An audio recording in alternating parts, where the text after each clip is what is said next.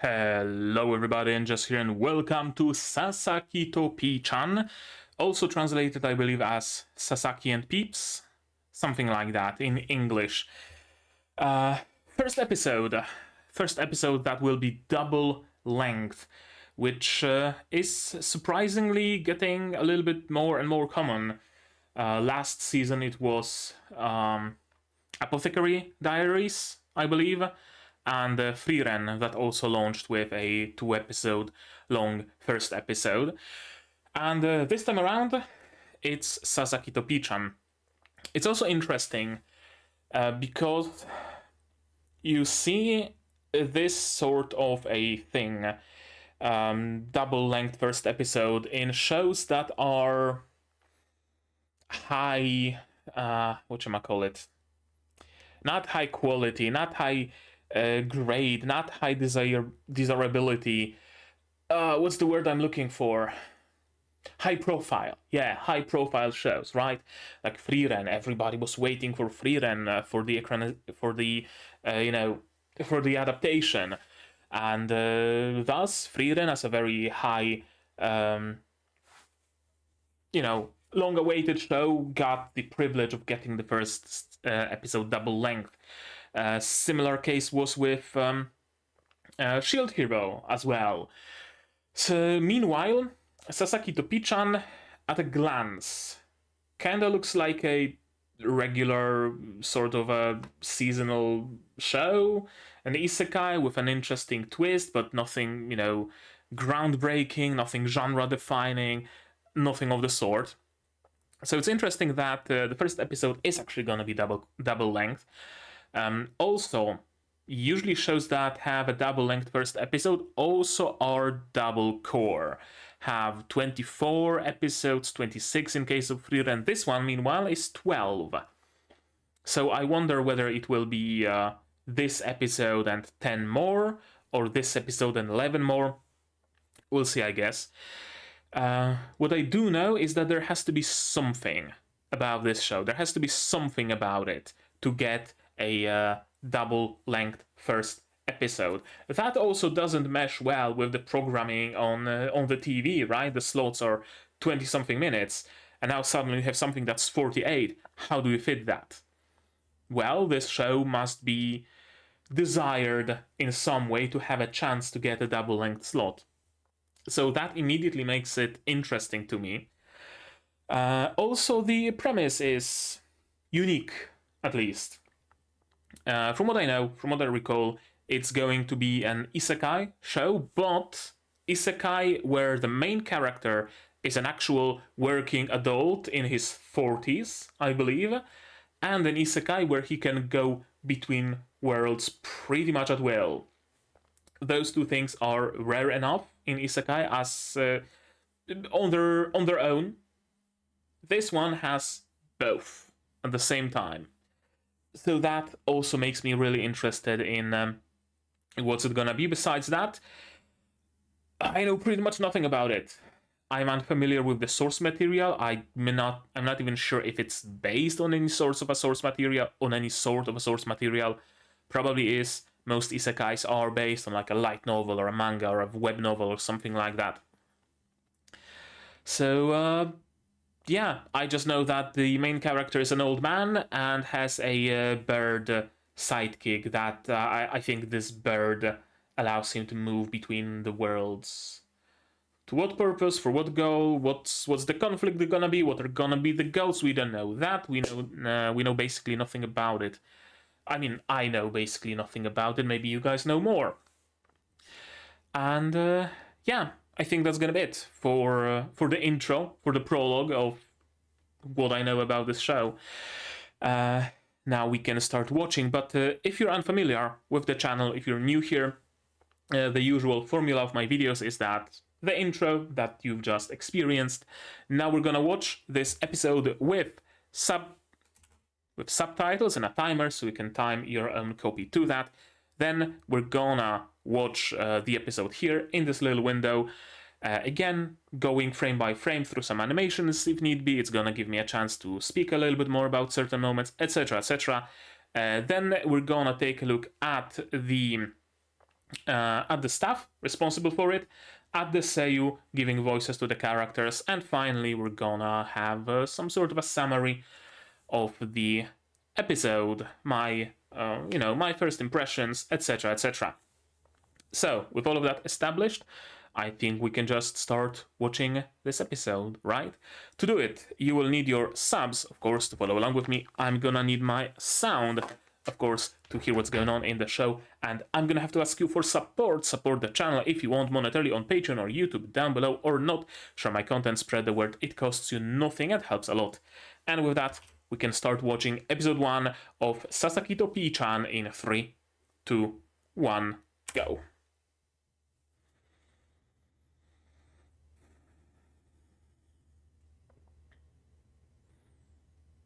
I'm glad I emptied my disk before recording.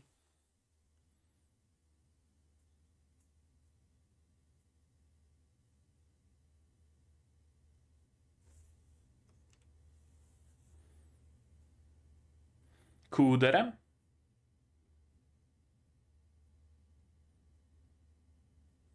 Or just cool?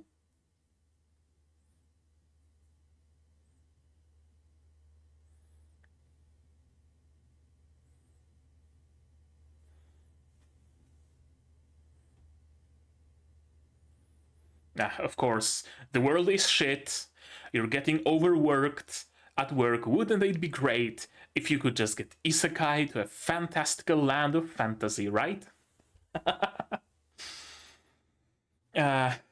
Isekai is a genre that could only have been ever created in Japan, I swear.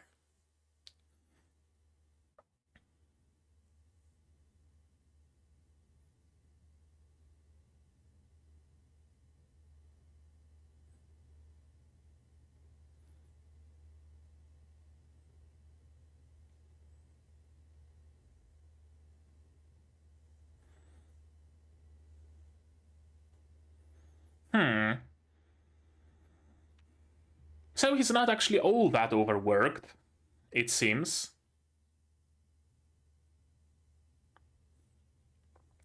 I was fully expecting someone that's like dead inside.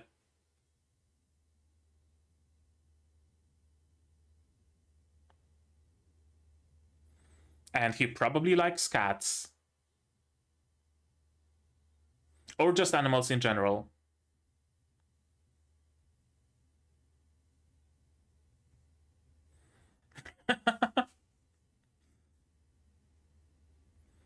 You really want to take a look, of course.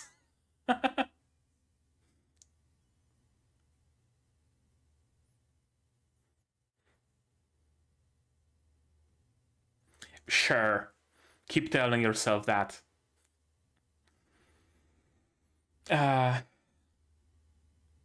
Hopefully the world he goes to is gonna have cat girls.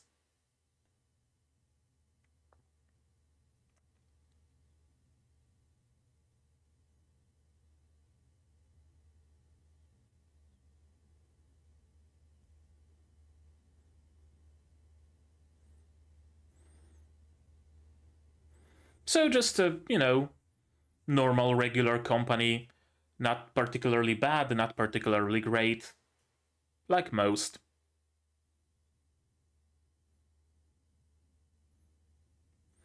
You can have a nice break in a park. I mean, shit, that's a good job, actually.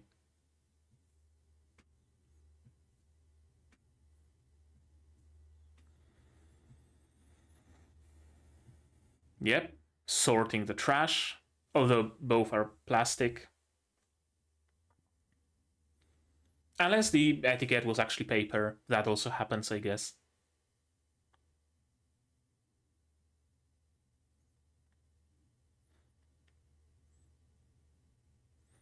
Also, I just noticed a surprisingly modern world it is, right?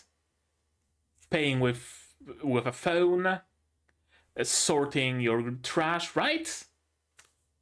Wireless headphones.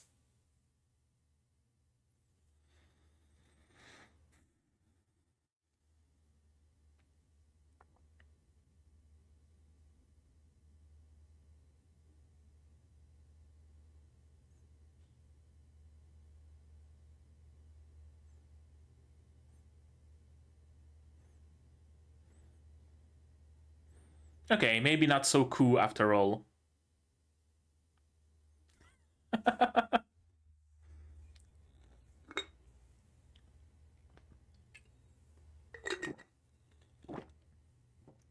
Birds up, by the way.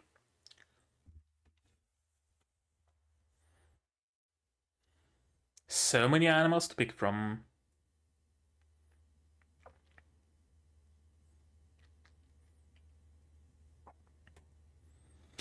As a side note, this episode was supposed to air a fair bit earlier, but I had a little bit of an emergency with my cat, had to take her to the vet, so, everything just kind of shifted. She's fine though, so in case you were concerned. Yeah, talking bird. Here's the Pii-chan.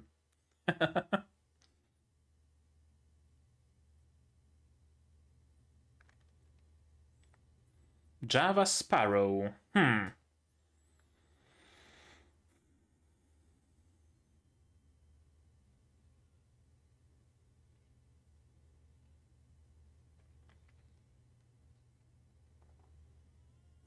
You can't say no. If the animal itself begs you to take him, you do that. We got our cat, actually, because she was the only one of the whole litter to actually approach us. So we were chosen, you could say.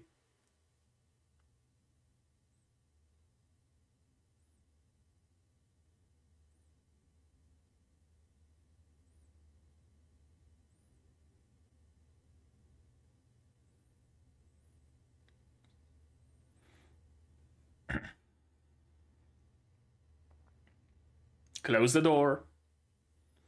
Having to catch a bird flying around your apartment. Not fun. Neither to you nor to the animal. We used to have birds as well. So, yeah.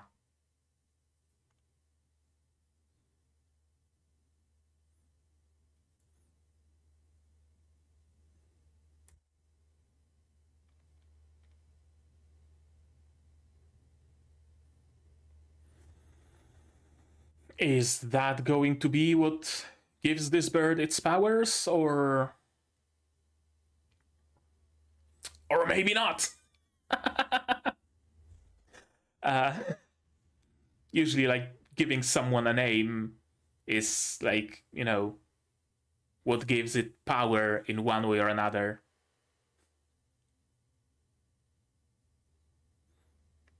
Hence Pii-chan.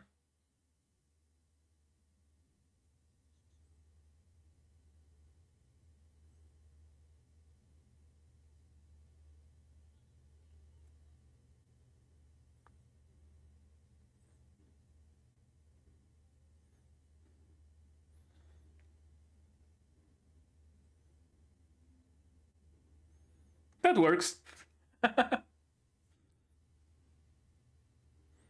How did they get Peeps from Pii-chan? I don't know, but sure.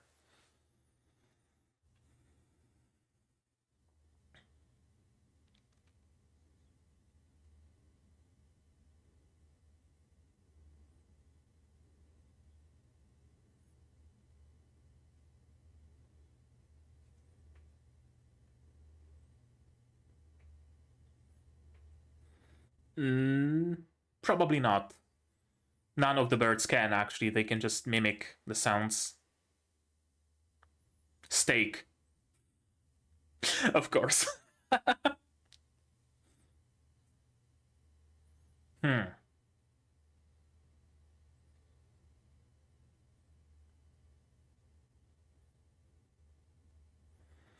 it must be paid good.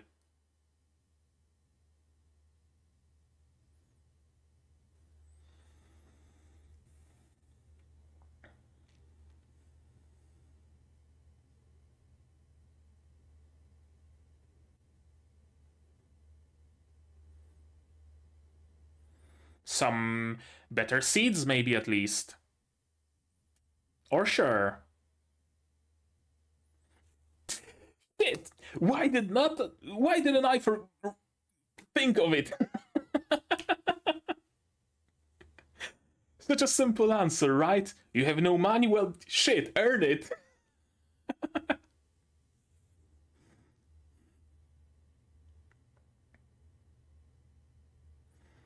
Such a simple solution. Why don't you just return to your world then, right?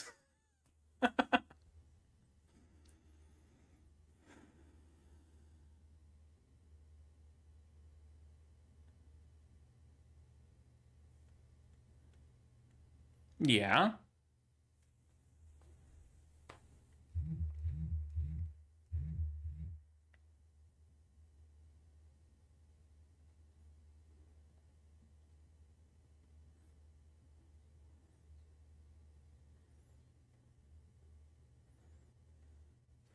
For what purpose?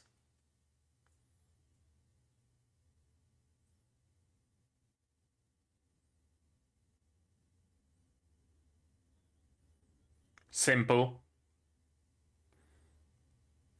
You have now become a Mahou Shoujo.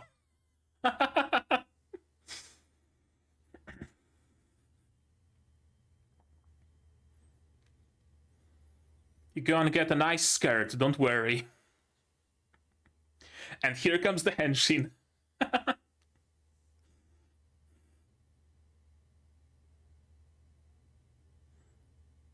Ah. I was expecting a henshin.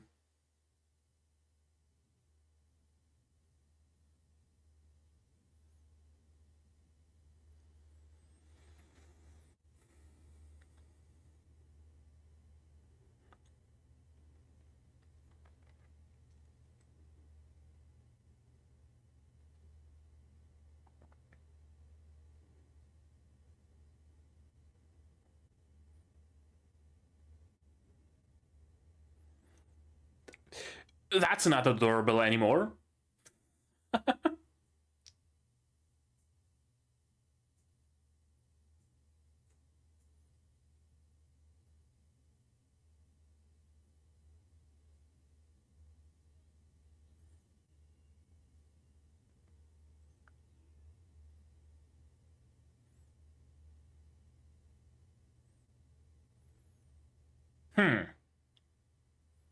And we are in the fantasy world now.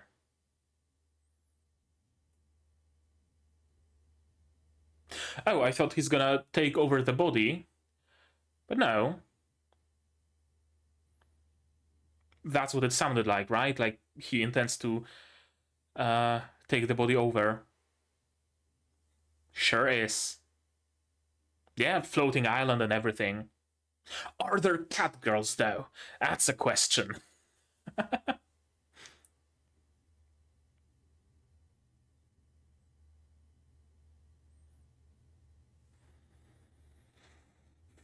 Teleported?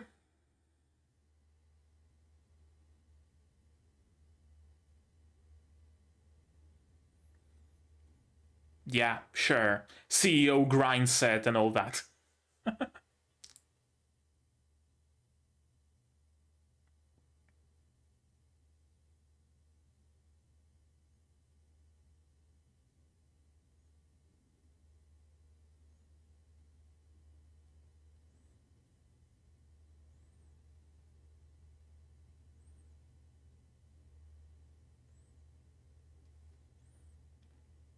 Oh, sure.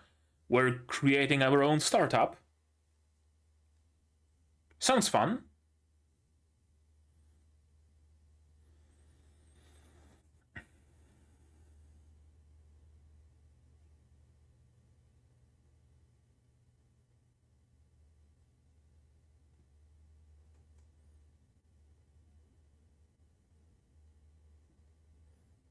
Okay, that's actually a really good offer, though. And again, a surprisingly modern world.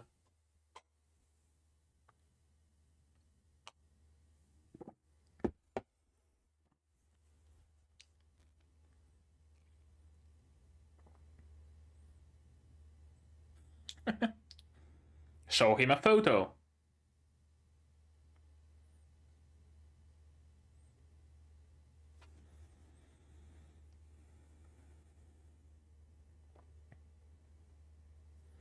Okay, so we're getting a time skip.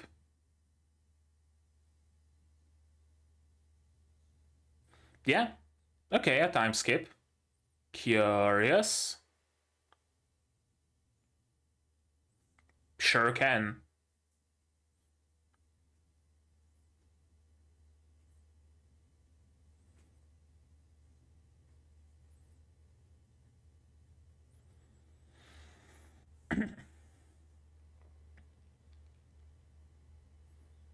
Oh, that's a lot of telling and not a lot of showing.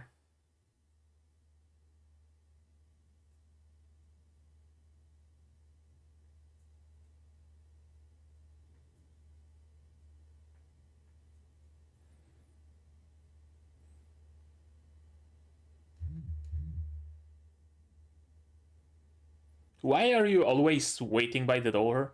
Oh, is it another thing where she, like... Oh.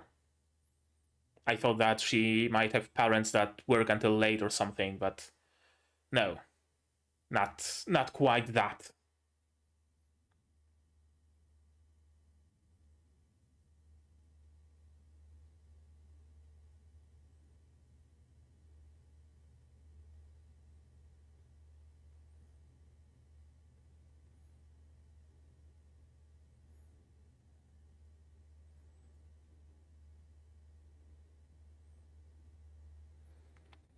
Okay, so we are teleporting with the groceries, right? That's the idea? Okay, so not quite as much a time skip as I thought.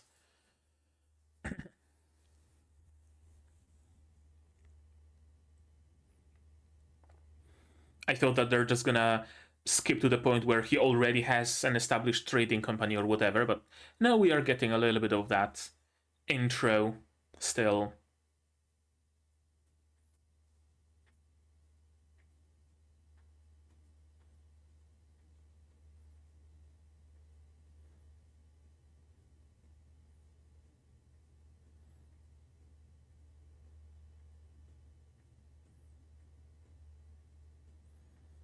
Himitsu.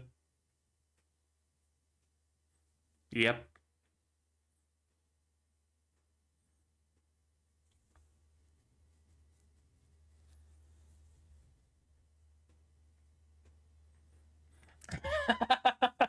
He's a salesman, alright. His experience is gonna be useful, huh?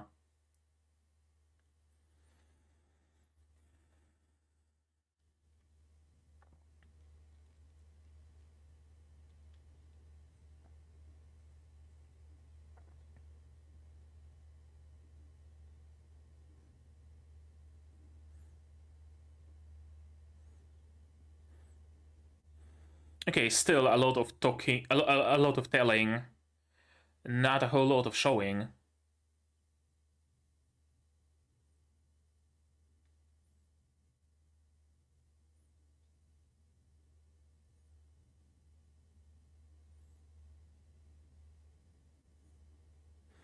And someone's gonna see you do that. You probably shouldn't be doing that in the toilet. Exactly. Exactly why.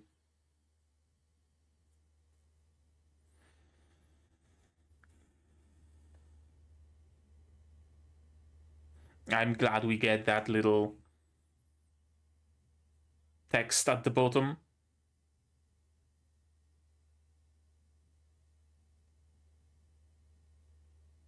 Disclaimer. Disclaimer is the word I was looking for, yeah.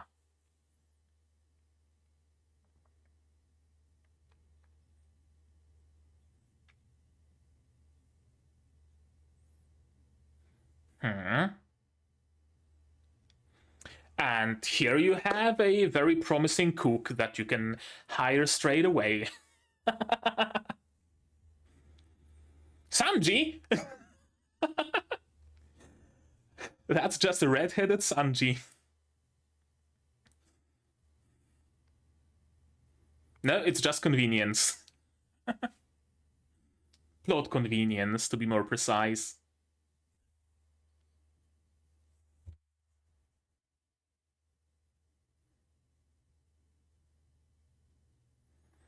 As in, his name was in French, or is he named French?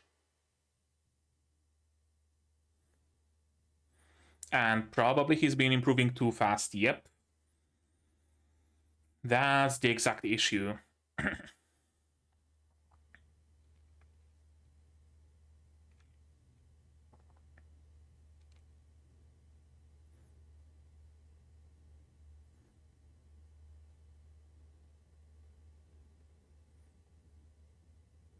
Okay, so his name is French.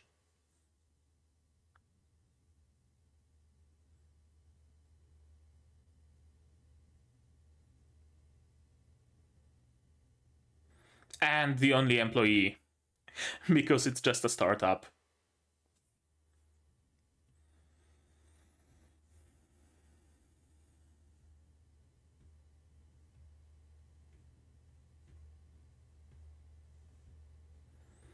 And the restaurant is already huge.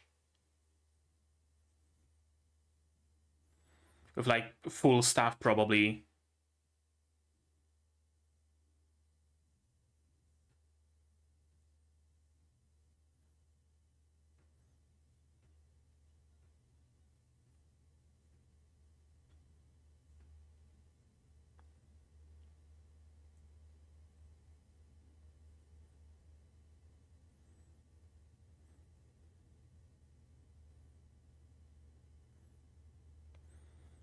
Sure, I mean, they can make very specific meals, and also they can be like, you know, the only place that he actually offloads his Japanese merchandise to, Japanese food, right?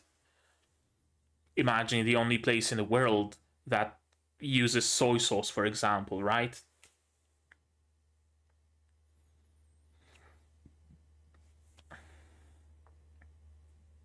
Or spices in general, like pepper or cloves or whatever. I mean, I don't know, maybe they have them in the world, but usually they are fairly hard to come by. Salt, even. Yeah, probably a better idea to do it in the other world. So you're an avatar. You know all the spells. Okay, aside from teleportation. Sure.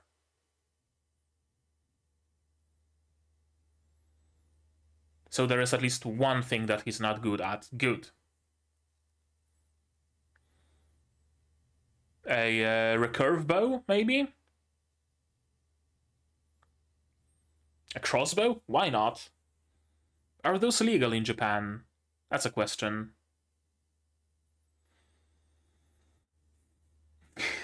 He just made a golem.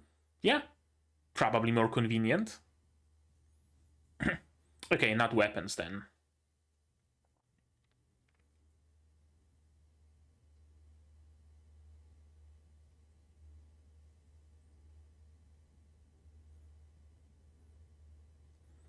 Binoculars, sure.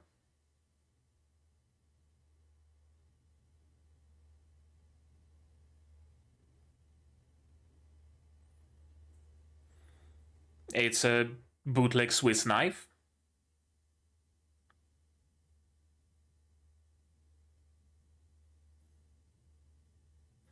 That's probably gonna fetch a nice price, yeah.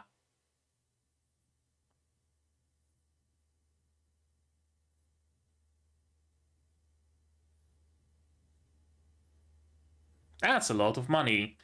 A lot of CG money, by the by.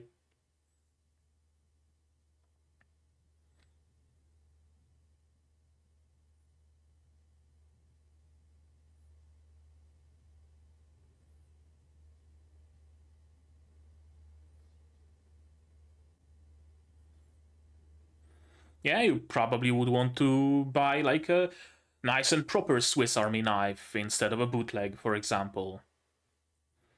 Or an aluminium body binoculars instead of plastic ones. Ah, right. That also matters. Are they, you know, exclusive? Okay, good answer.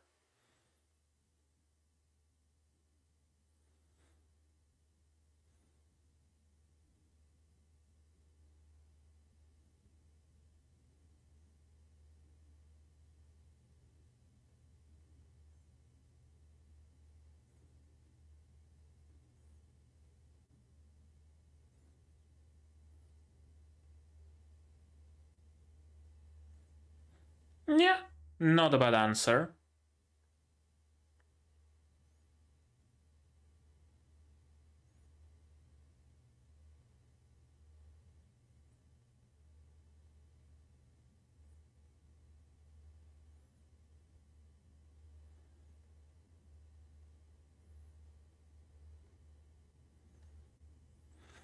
Moving up in the world.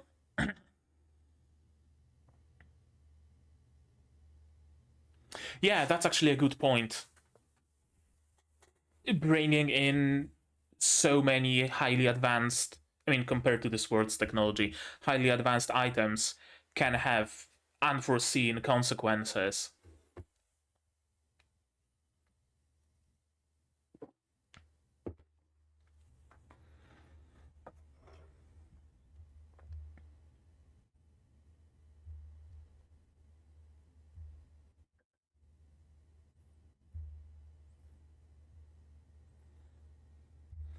And then dot dot dot.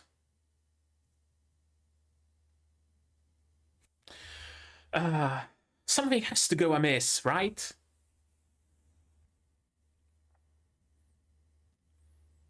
No, murderer in the area? Hmm.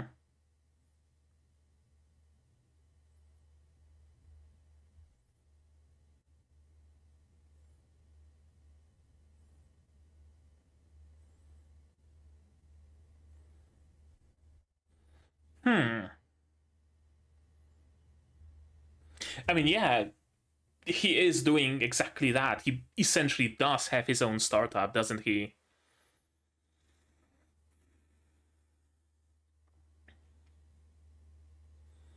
And yeah, just being able to lead a better life in general.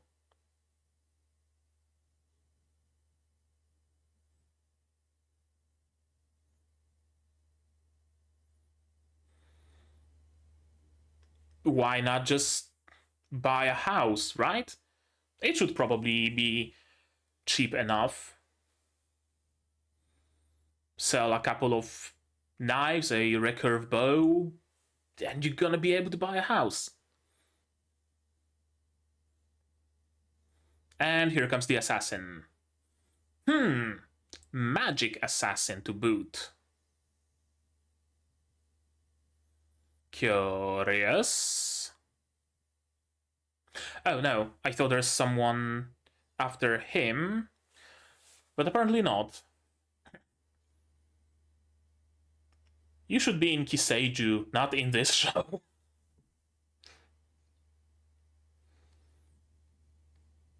Nope.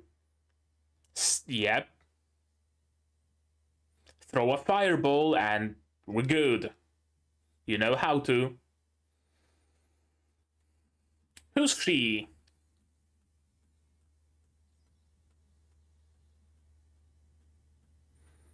Also, there were ice balls before. Did she cast them? Probably. It's very good, actually. Yeah. And?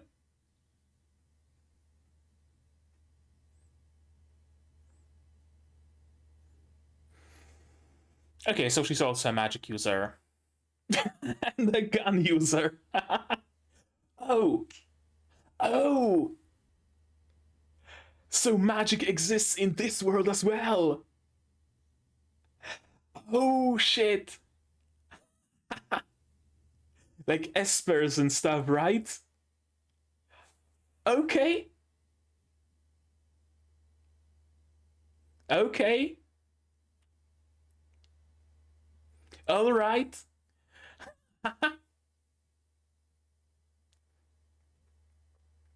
I'm down.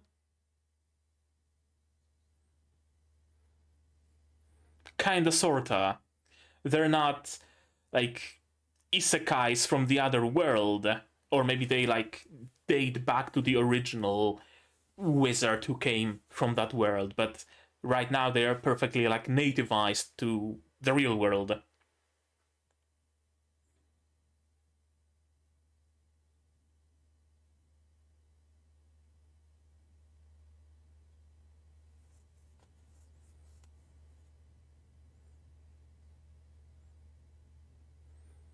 Climbing up the ranks even in this world, apparently. Curious.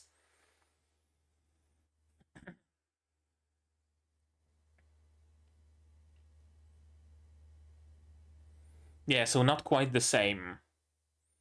So not even descendants of some original mage that came through a long time ago. Yeah, but rather something similar. But not the same. Interesting. You coming with?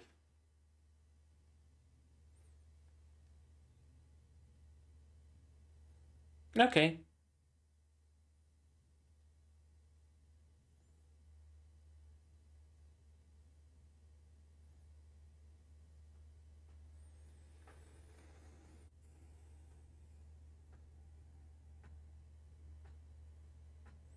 You curious?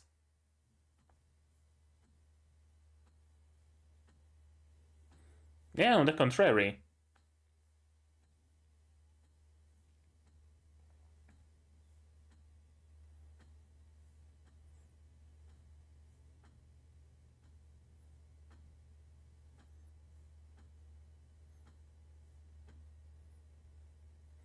It was probably something important. One hole is missing. Bit of an animation error. Hoshizaki. Alright.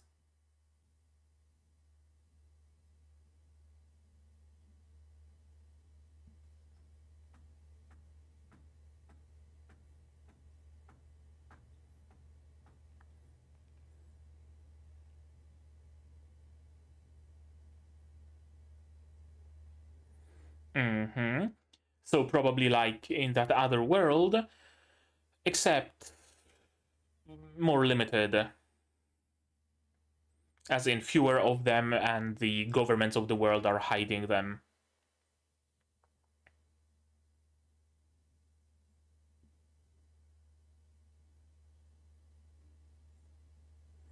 That's why the ice bolts. And why she was able to melt the ice spear.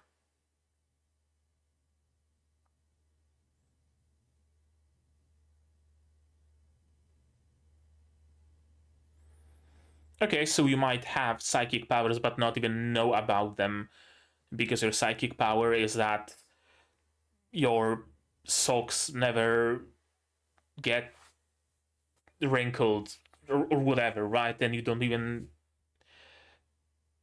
know that. Who the fuck is supposed to know about it if you're keeping their existence under wraps? How would they know that they're supposed to do that? Yeah, then how the fuck would they know that they're supposed to register?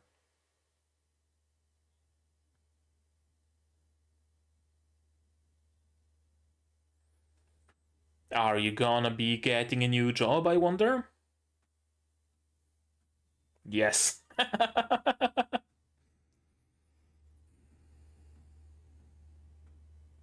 What about his other job, though?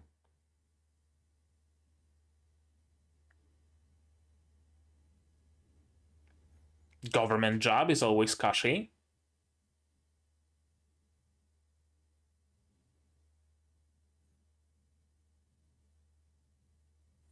Everything except teleportation. Except teleportation.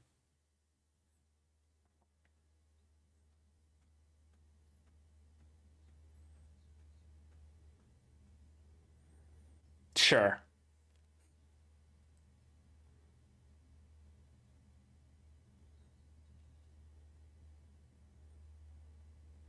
Oh, you actually need a source of water? Or like just moisture from the air?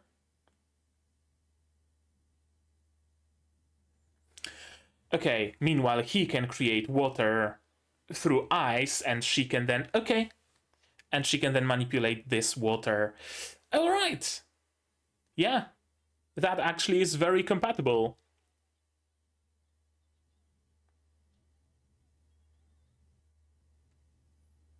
Does he want to take more dangerous jobs though?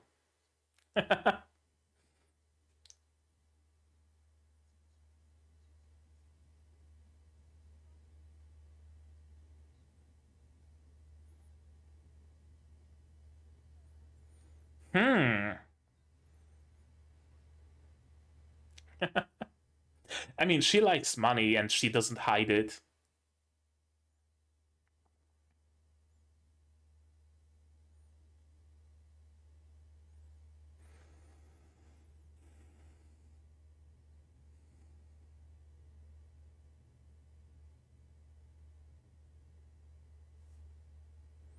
Yeah, there might be all sorts of different things around. Yep. Cameras, microphones.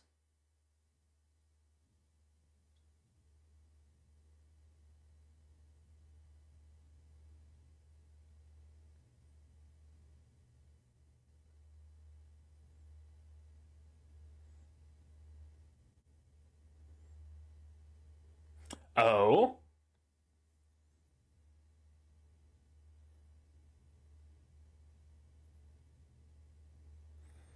Can you at least send a message to the other world? Okay. Hey, that's gonna be useful. You can get your share of sleep even. All that jazz. Interesting. Cool.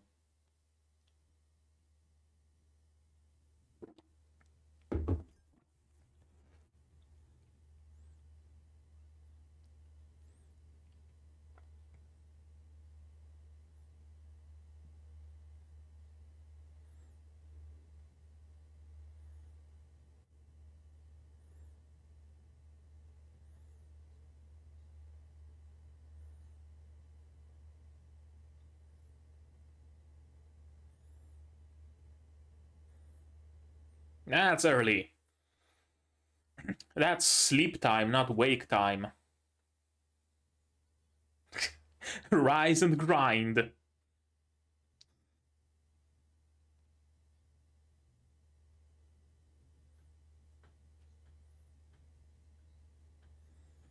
Suits her though.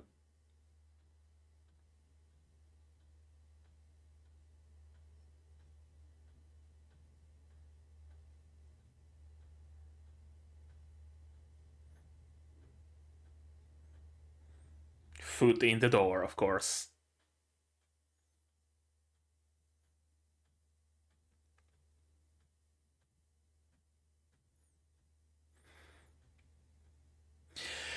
Metric ton of corpus speak.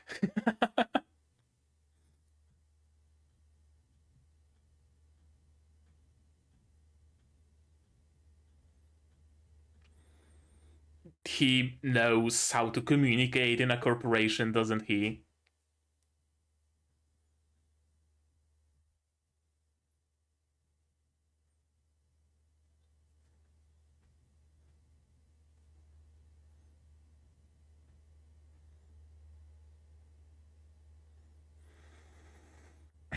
Okay, here's a big wig.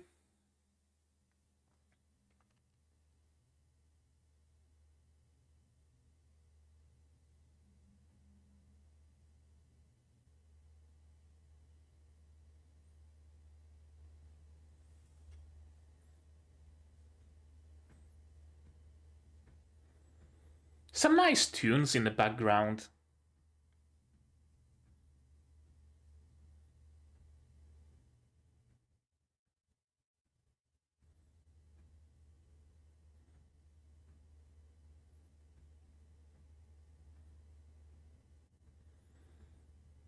Yeah, figures there's gonna be some sort of training.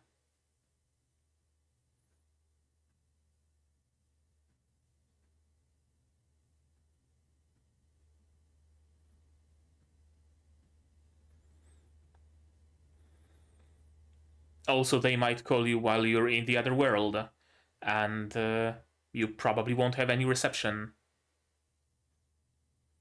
Although that's a good point, yeah.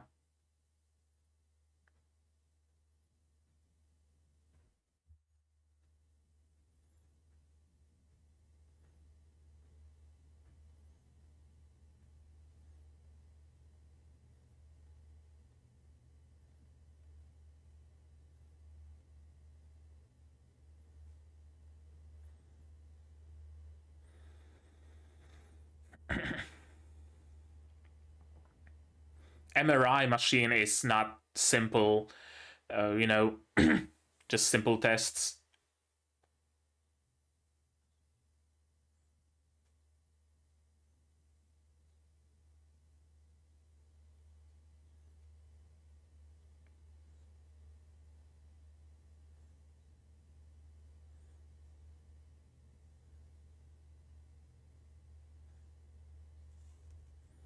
Mm-hmm.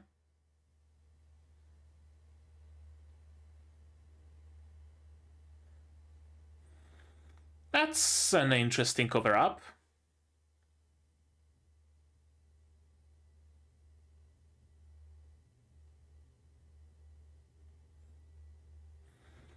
I mean, of course, there would be some privacy and secrecy even within the bureau.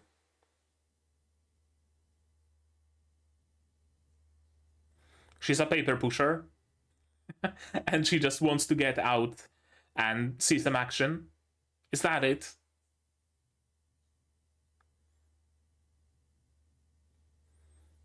Yeah, that's a nice amount. You've been scraping by with all the trade in the other world. You must not be trading good. Where's the girl?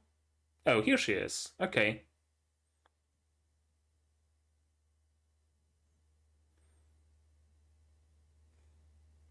What's her deal?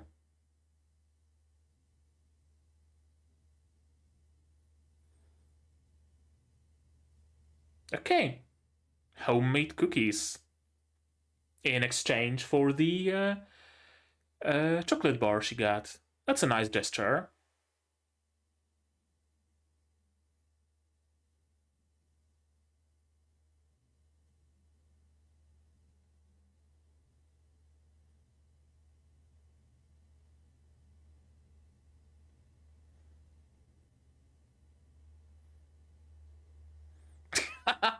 Oh, she's a dere, but not of the cool kind.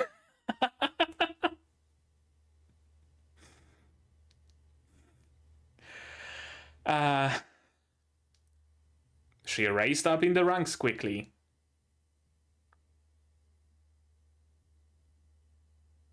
Right, Japanese companies are not meritocracies.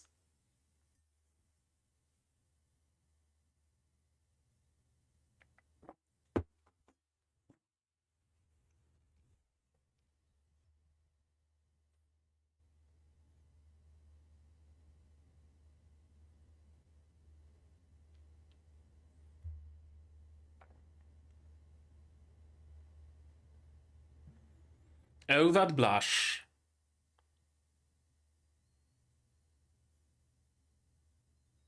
Something's up.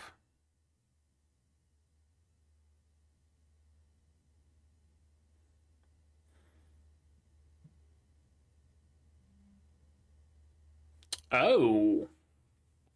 One of the agents? Yep. So the room is probably bugged. Or it was the girl.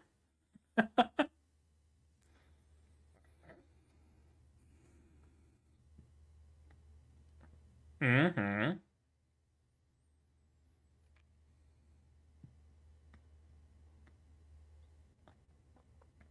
And surely enough, someone's calling.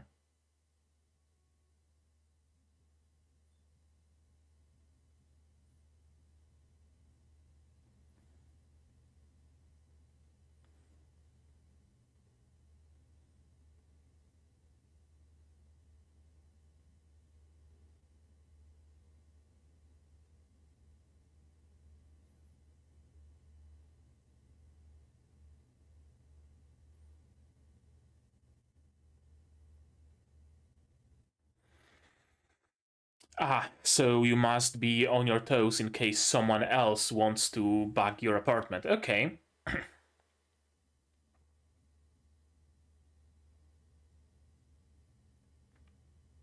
Or that, sure.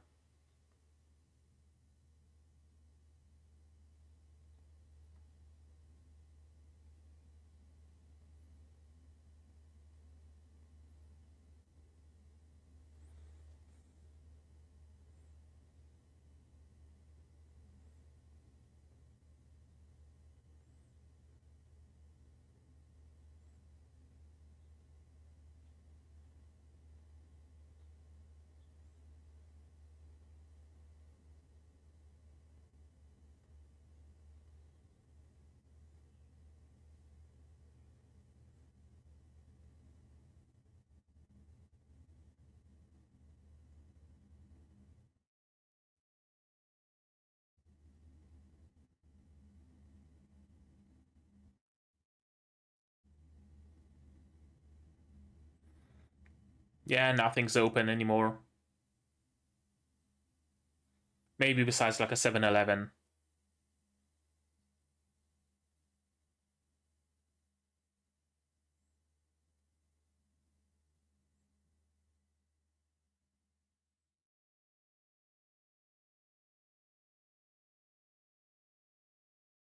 Hmm.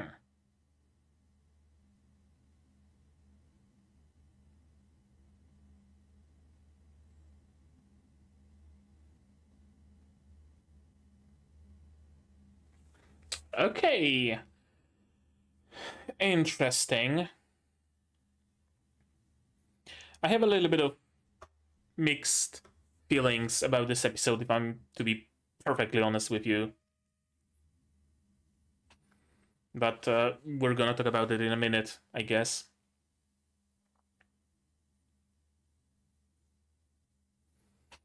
Not getting any actual ending, curiously.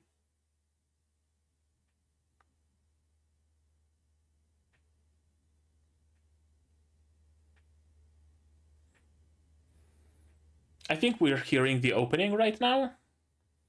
Sounds like an opening.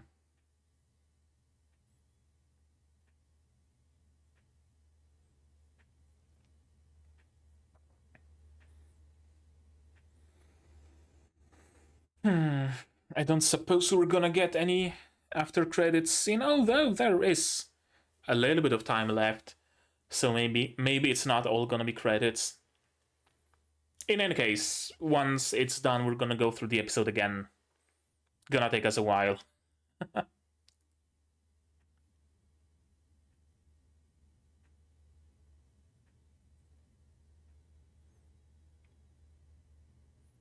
And no, okay. Nothing after credits after all. Alrighty then, let's watch it again. So, first and foremost, mixed feelings about this episode, as I said.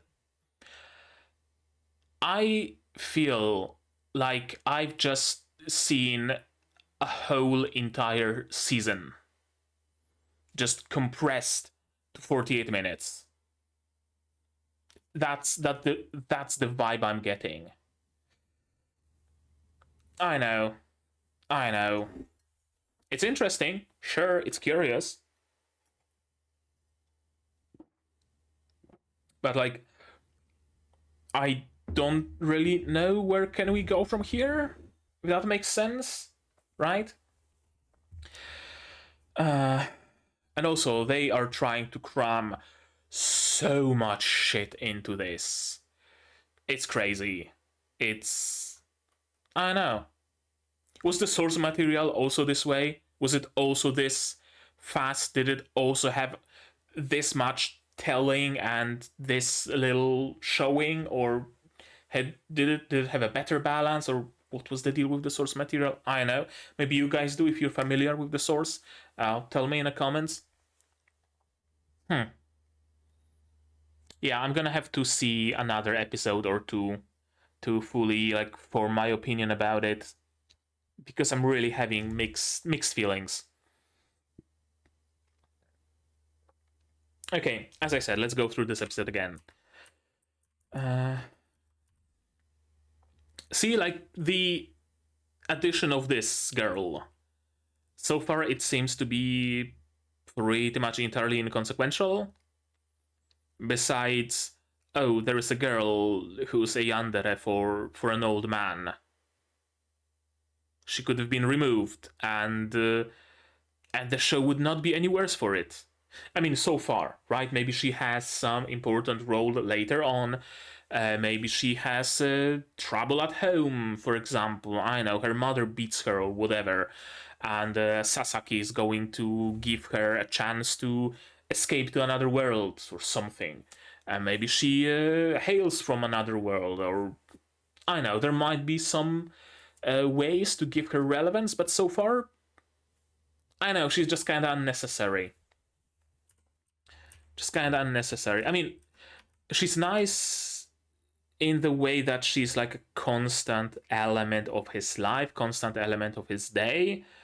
So that's kind of nice, right? It introduces us to a certain routine, and once that routine is disturbed, she is the sort of a canary in the coal mine to notice that, hey, something's different. You're going out way later than usual, or stuff like that, right? So I guess that's the purpose she serves so far, but I still feel like she's not entirely necessary. More controversial statements from politicians in the Diet, romance uncovered, and a whirlwind wedding, popular idol, work like slaves, human rights violation. Isn't that just Japanese workforce? Another intentional flooding, is it a crime spree? Crack in the ground blocks traffic, no Japanese awardees, some private trains delayed, a major department stores, unusual collaboration. So the cracks in the ground, the flooding, I guess that could be... that could be telling us about the psychics doing all sorts of psychic things, and this is a foreshadowing to that. That could be it. Private trains delayed, that's also referenced later, right? Did you come to work early because the trains are running late? Cool that we're getting foreshadowing for things like that.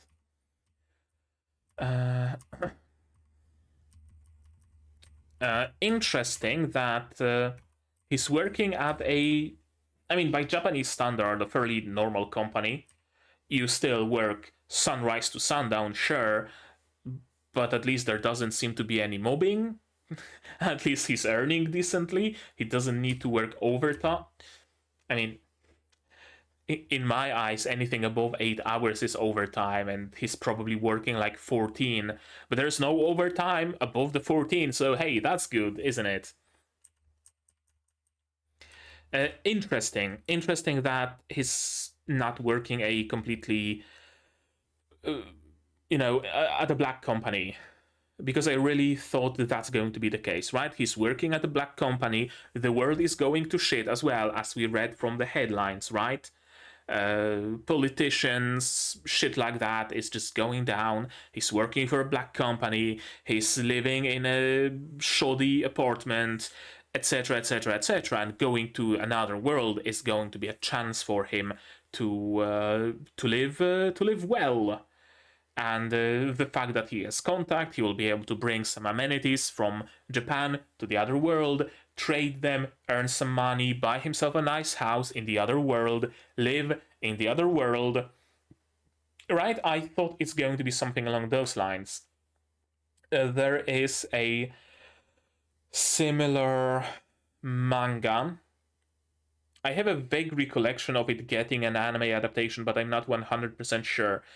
The manga's plot is essentially a guy gets a huge inheritance and a house, and in that house he finds a gateway to another world. So he also buys things in Japan and brings them to another world, and makes a name for himself in that way, and he can live a comfortable life, yada yada yada yada. But the premise of that one is that he mostly lives in that other world. In here, he mostly lives in this world, so it's different, but a fairly similar premise. But I thought it's gonna be more along the lines of that manga. Again, can't recall the name. Yeah, not a lot of overtime. You can get a break. And again, surprisingly modern rendition of the world. Right? Segregating your trash, phones that actually look like phones, not flip phones, paying with your phone electronically. It's interesting. It's interesting to me because you very rarely see, I mean, at least used to, very rarely see things like that in anime. Usually everybody would have flip phones and everybody would be paying cash, and the world would be as it was like 10 or 20 years ago. Everybody had bulky laptops, etc., etc. It's only recently that anime and manga started catching up to actual real existing times. I mean, real. Flip phones were real. The time of using flip phones was real, but you know what I mean. It's no longer as anachronistic. Yeah,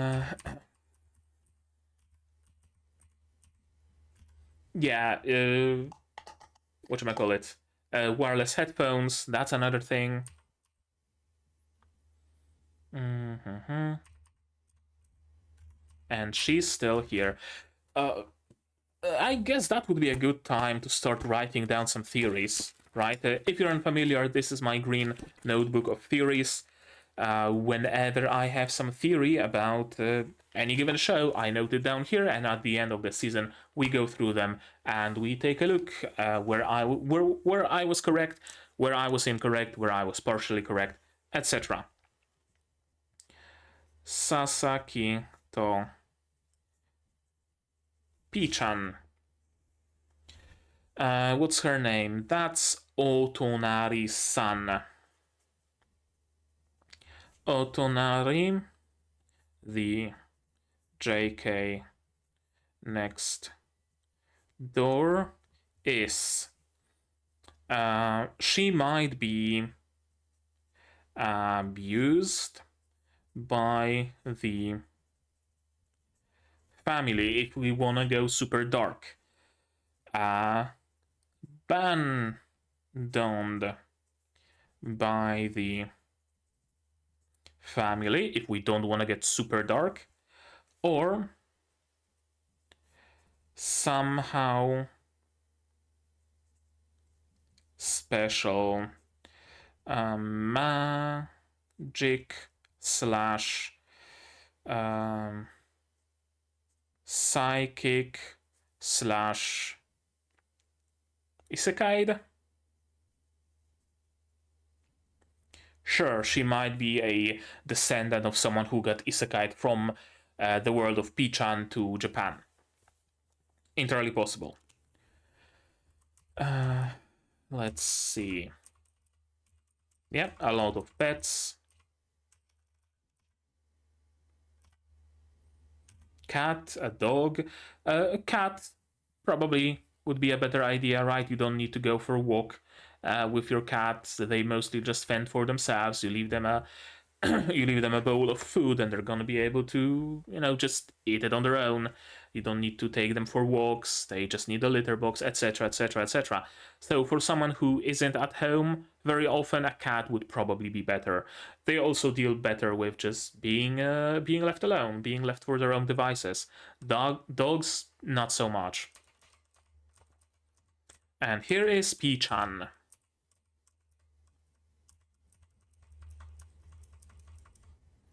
Yeah, Pii-chan talks. And his real name is Piercarlo, the Star Sage, denizen of another world. That's a long scene about just talking, and he really likes meat. Interesting. Can he go back to his real form, to his human form, or is he stuck as a sparrow? I wonder. Nice lesson. You should do what you can to make yourself happy while you're alive. Exactly. Exactly. You should absolutely do that. You shouldn't waste your time conforming to other people. Absolutely. That's a very good lesson. To live as I wish, I require an accomplice in this world. I was fully expecting a henshin, especially when he did the pose. I fully expected him to get like a tutu and pink ribbons around his wrists or what have you. But now we're going for a little bit of a more boring, I guess, way. I mean, boring. Him being a magical girl isn't necessary, isn't a part of this like world building and world, so it's, you know, not something that should be the case if it's just not a thing in the world. So, you know what I mean, right? I think. I hope. Letting him out, and isekai to another world. And here is around where I started getting mixed feelings about it. All those time skips, all this telling and not showing. That's why this episode, I mean, even halfway through this episode already felt like it covered an entire core of an anime. Like I'm just watching a summary movie, where everything was just summarized for me in the flashbacks and in the narration, but not much was actually shown. I fully expected them to go through all of the steps, right? He goes to another world. Everybody is wondering what are those weird clothes that he's wearing. He goes to the store. He thinks about what would be the best thing to buy to sell in Japan. First and foremost, he even gets the idea to do that. Then he carries that stuff through. People are staring at him because he has a weird backpack. He needs to make his way to the trading guild. They probably don't take every random person from the street for a talk with the guild master, right? So he probably needs to somehow figure that out, etc., etc., etc., etc. That alone, getting to the point in which, honestly, the moment where he saves Hoshizaki, and it is revealed that psychic people exist in real world Japan, would be the perfect way to end the season. It would be an amazing way to end the season, because you think you know what's the deal, right? He goes to another world has magic, has cat girls, has monsters, yada yada yada. You think you know what's the deal, then the finale comes and oh shit, magic is a thing in Japan as well. Holy Jesus. Right? It would be perfect for a season finale. But no, instead of that, we're just getting ton and ton of time skips and telling and not a lot of showing. Yeah. Everything depends on how the future episodes are gonna be.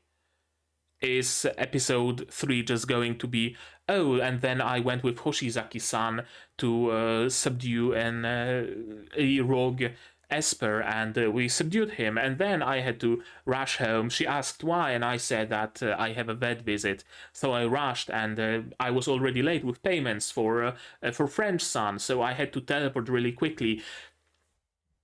And that's the episode, just him recounting the events. Again,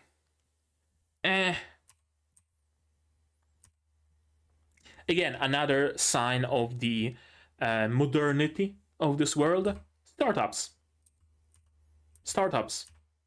It's pretty much a somewhat recent phenomenon that like 3 people are gathering and are starting their own small little company. It didn't used to be a thing, at least not as much back in the days. And also a very good offer.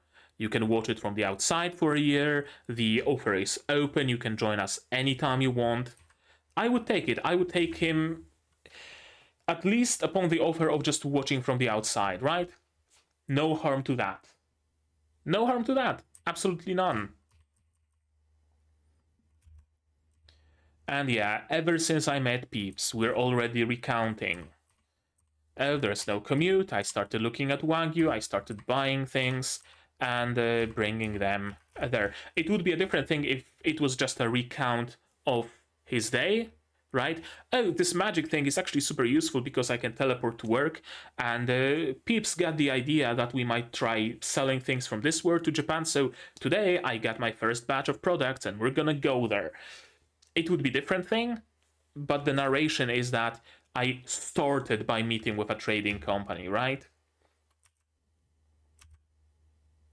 We're already trading with the other world. Are they? No, I think this was actually their first meeting.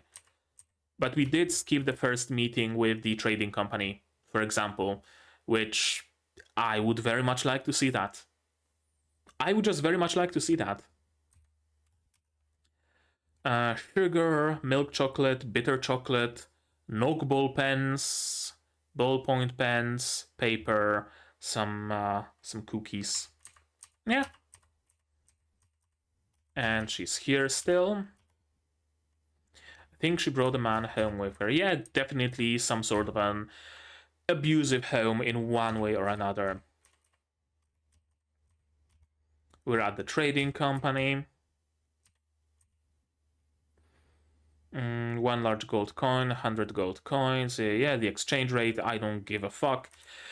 That was worth about 400 million Japanese yen. You mean like just selling the gold would net you this much? Because I don't suppose there is an official currency exchange.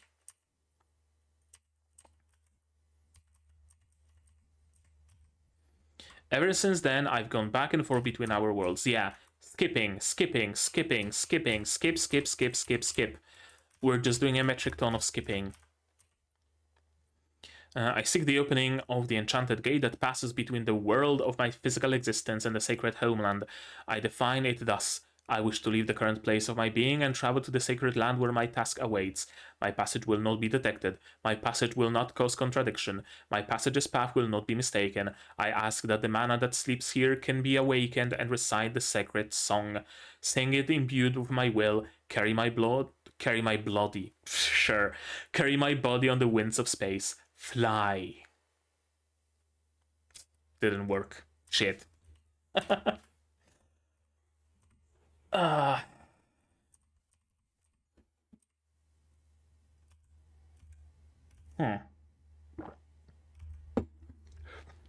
This little vignette of him trying to use his magic in a toilet and it causing a fire, and then we just completely gloss over it and we just skip the restaurant eating. Oh, you have a lot of affinity for magic. There we go. Restaurant. Yeah, it legit feels like a summary movie. Season has ended. It's been a year since season 1. And it's been a year since season 1. We're gonna be releasing season 2 in another year. In the meantime, we're gonna slash through season 1, make a clip show of a movie to remind people of what season 1 was all about. If they want to jump into season 2 and they don't want to rewatch the entire season 1, here's the movie. 48 minutes. It's just gonna show them the highlights of the first season so they know where we are. That's what this episode feels to me. That's exactly what this episode feels to me. Convenient chef, of course. And we can start the restaurant. Already getting a big, huge place, a metric ton of employees. I didn't think this gold coins were really worth this much. Really? Again, we don't know like a full proper exchange rate, I guess. I don't know, again, it feels super fast that he already has enough money to open his own restaurant. He probably does, because he probably started selling more and more of more and more expensive things, but we don't see that. So it feels very sudden.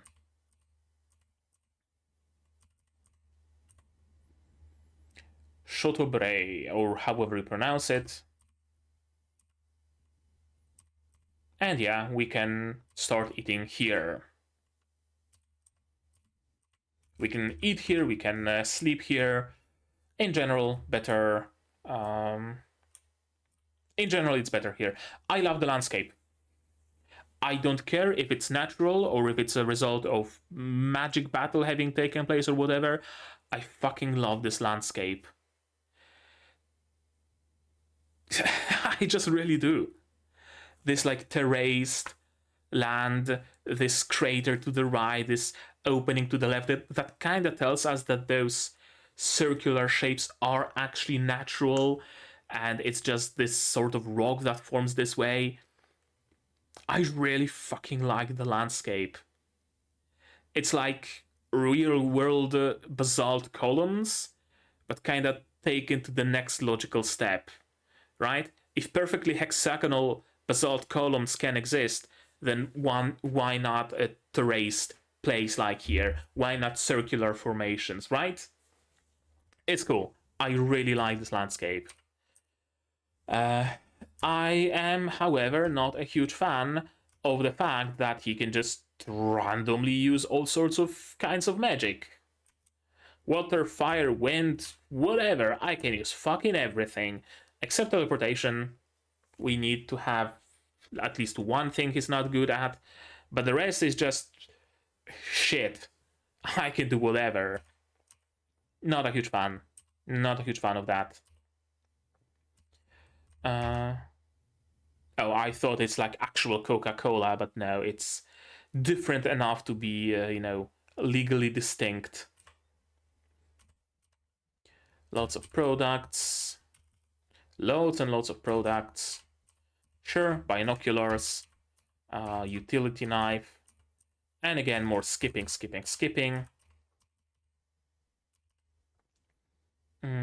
Yeah, this is actually a very good question. If those items are made for fucking everybody on your continent, then they will no longer fetch such a high price here. Because they are no longer exclusive. I mean, they are still exclusive to people on this world, or on this continent, but they believe that they are not exclusive to people on another continent, so they lose in just perceived value.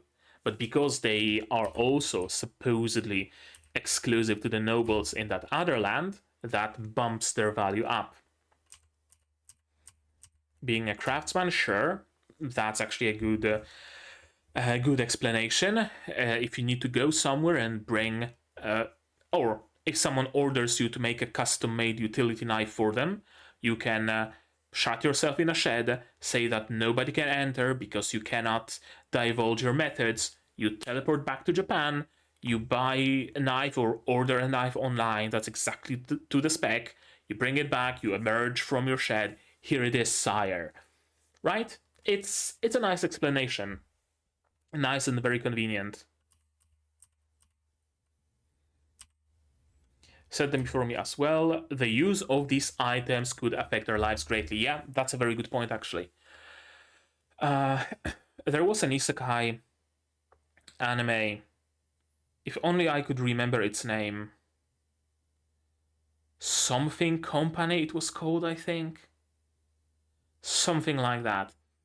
Anyway, the premise was that Japan got connected to another world, kind of like in Gate Jietai, right? Except instead of, in case of Gate, they are introducing those things slowly, starting with the most inconsequential, right?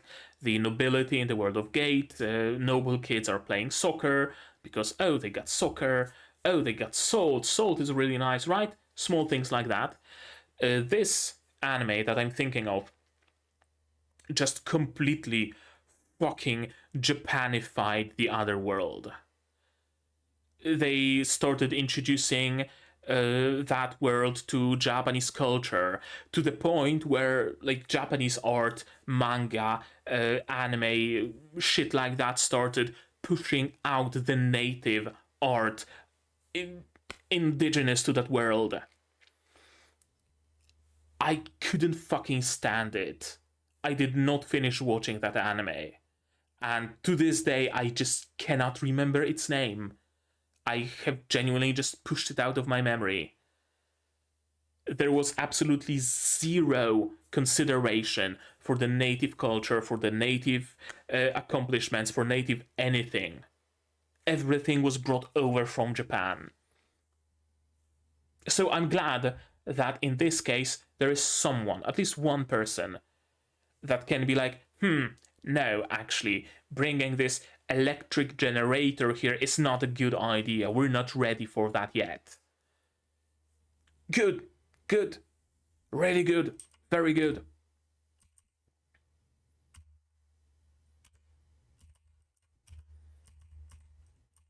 Yeah, we're jumping up in the ranks, more skipping. Farewell party. Rejecting the invitation. Yeah, you can sleep better in the other world. I mean, the air is probably much cleaner, so you can breathe better. Sure, of course, you can look at the stars. See, not gonna lie, I would love to go to another world like that. Not even because of magic or a god ability or whatever, but just to experience sky without light pollution and air without pollution. Even just for those reasons, you know? It's just shit. I was actually raised in a countryside, and we didn't have much light pollution. You could see the stars in the sky. Now I live in a city, and to see a star in the sky is like a shit. It's like Christmas. It's honestly like Christmas, and you can only see them really at during winter, because that's when the nights are long. So it has the time to actually get properly dark. Whatever. So I'm jealous of him. I'm absolutely jealous. I'm already eating there. Maybe I'll start sleeping there too. Sure, a good idea. And yeah, if you didn't get it yet, here is a zoom explicitly onto the TV. There is a serial assailant in the area. I thought that perhaps his kohai is gonna get attacked here, and he's gonna have to save him. Maybe the girl next door is gonna be attacked, and he's gonna have to save her. Maybe he himself is gonna get attacked, and he's gonna have to save himself, and the girl next door will, for example, see that, and that's gonna be a problem. I was thinking in that direction, but no. No, we get someone shooting ice bolts. My first thought, of course, if Pii-chan can go through between worlds, of course there would be other people who can go between worlds. There probably are mages from that other world who came to Japan, perhaps for the same purpose that you did. Maybe they like life in Japan better. Maybe they came here for personal gain. Maybe the assailant, for example, has been cast away or imprisoned, and instead of giving up and getting imprisoned or executed or whatever, he decided to try this one spell, and it spat him out in Japan. And there are people from the other world living here undercover, kind of like Dragon Maid, for example, right? Something along those lines. That's what I thought is gonna be. But no. Murder in the city, late night slaying, a random attack. As in victim.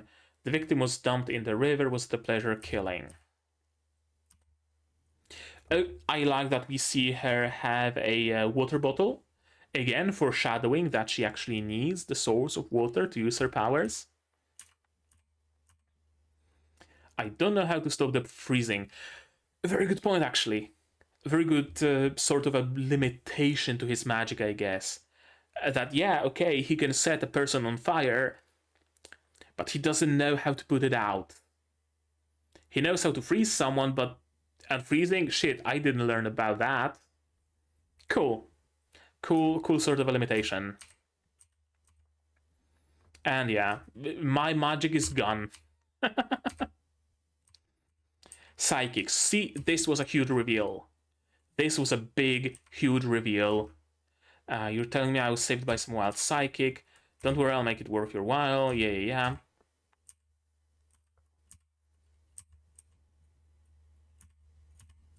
And, like, stopping the episode somewhere here, like, early on.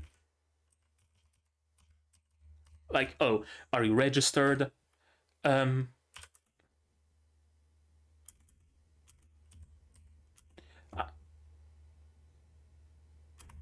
Cut. Season finale. Season 2 coming soon. This would be great. This would be perfect. But no, we continue. And need I remind you, it's not even the season finale or halfway through the season. This is the first fucking episode.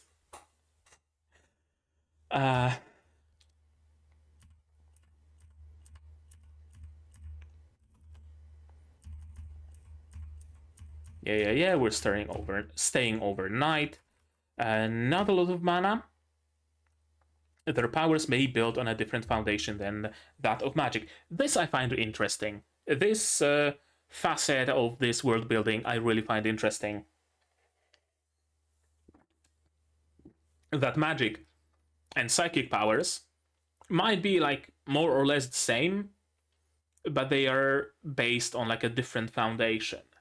Maybe magic is requires more mana, but is more powerful. Psychic abilities don't require much mana, but you can't create ice from nothing, for example, like she needs a bottle of water. Some sort of trade-off. Maybe both were discovered completely independently. It's cool. I really like it. I really like that it's not, at least not for now, it's not based on the premise of, oh, a sage from our world actually came to Japan way back when, and all of his offspring now can use psychic abilities or whatever. Cool.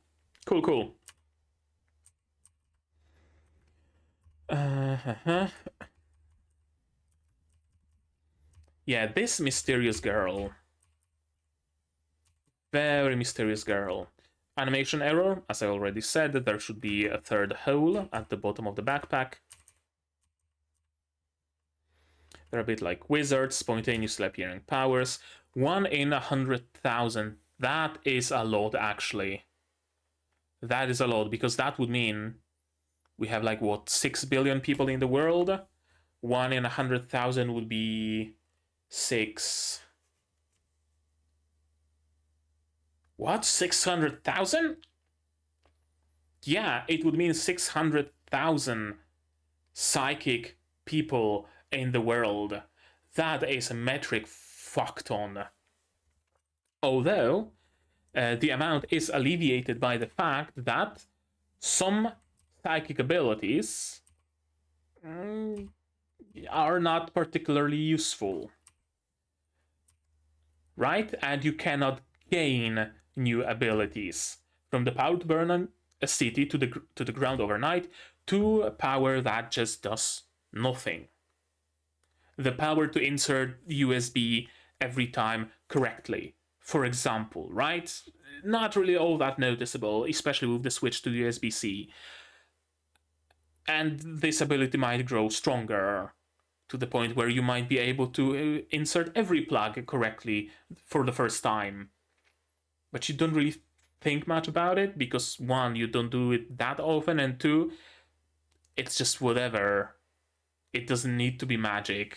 You don't explain it with magic.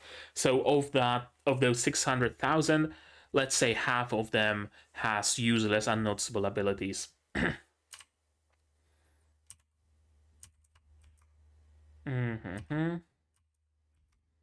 When a psychic manifests for the first time, they're obligated to register with Japan's supervisory authority. But the existence of them is top secret. So how are they supposed to do that? Pray tell. I don't suppose there's like an official email address for the supervisory authority where you can email, hey, I heard that if I get superpowers, I should email you. Well, I got superpowers. Thought you would like to know. Cheers, Sasaki. Yeah, maybe adaptation woes, maybe it was explained better in the source material. I don't know. Is there source material? That's actually a good question. I think there is, because the character portraits I see on the list of characters are actually like manga-like. They're not taken from the anime, they're taken from a manga or a light novel. So probably not an original show. You'll be working here from now on. Yeah, just you get fired from your previous job and now you have a government job. Lots of money. I can shoot icicles. This I really like, that it actually complements her powers really well, because she can control water at will, but she cannot manifest water. He can supposedly only create icicles, not other forms of water, but he can create those icicles out of nothing. Ice is waters. Yeah, they really do complement each other. That's cool. The pay is very high, but he doesn't really care much about the pay, does he? That's the thing. Of course, they're being watched, they're being tailed. Because, yeah, a lot of talking again, not a lot of showing. And yeah, let's go through the proper channels. Don't just drag any random bystanders into our agency. He needs training, he needs his work phone, etc, etc, etc. Also, yeah, being tapped for emergency jobs when he might not even be in the real world for extended periods of time, not gonna work well, is it? Not to mention of relaxation on days off, of course. Leaving it in another world, probably a good idea, although they would question you, why can't they ever get to you? Why can't they see your GPS signal, etc, etc.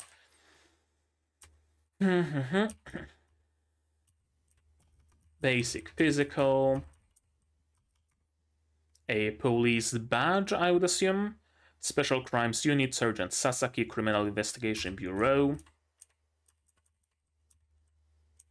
And yeah, let's not talk about Hoshizaki. We don't know what's her deal. Million yen, she's here, she's a dere, but of the yan kind. That's, on one hand, it's an interesting reversal, and an interesting, like, surprise. On the other, I'm not sure what to think of it. I'm not sure what to think of a high schooler having a crush on a 40-something man. On a 40-something man, you know? Like, sure, it can be played for comedy, and I hope they play it up for comedy. I don't know. Like, I'm usually not one that gets bothered by age differences or whatever, and I'm not. I'm not bothered by it. I just hope it doesn't become something, prevalent, something that she heavily pushes for. I just hope it doesn't become uncomfortable, you know? Because sure, the fact that she has a crush, whatever, but the fact that she's also a yandere might make this crush develop in uncomfortable ways, and I'd rather not. I'd rather not. No, she's just a lady from job. It's good to have a talking bird at your place, of course. And yeah, the fact that you just scrapped it means that you're trustworthy, because if you weren't, we would either catch you phoning your original agency, or you would be smart enough to not do that at anywhere besides like a public payphone, or you would just pretend like it's not there. And what if I didn't spot it? And just didn't know it's there, and I was just acting as if it was not there because I didn't know it was there. Would you also deem me untrustworthy? Details.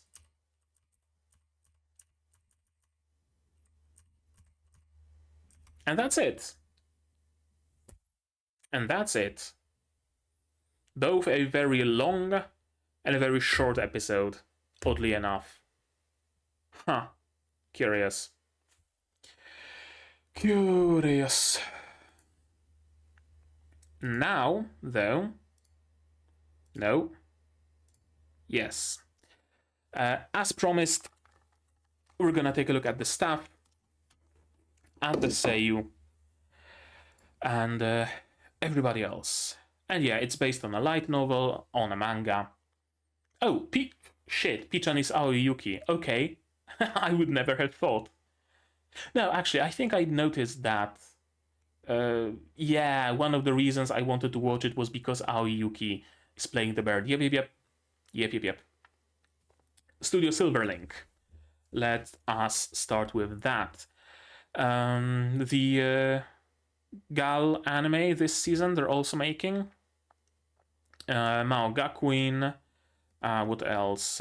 Otome Game, Ragna Crimson in the previous season, Masamune-kun no Revenge, Level 1 Mao also in the previous season, the one with the maid, Jahi-sama, Non Biori, Otome Game, the Shield Loli anime.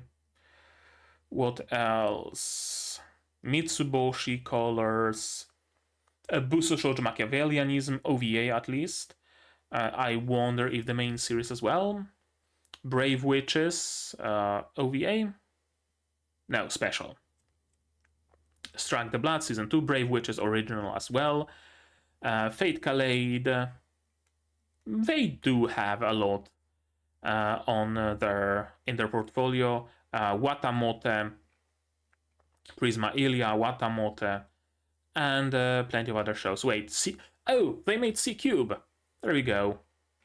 C-Cube is a very interesting anime. Not for everybody, but when it was coming out in 2011, their use of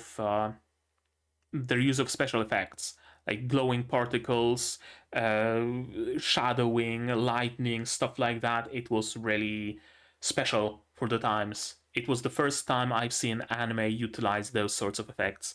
So it's interesting to watch it just to, see the technical things. Baka Test and some hentais, probably, or other ecchi shows. Alright.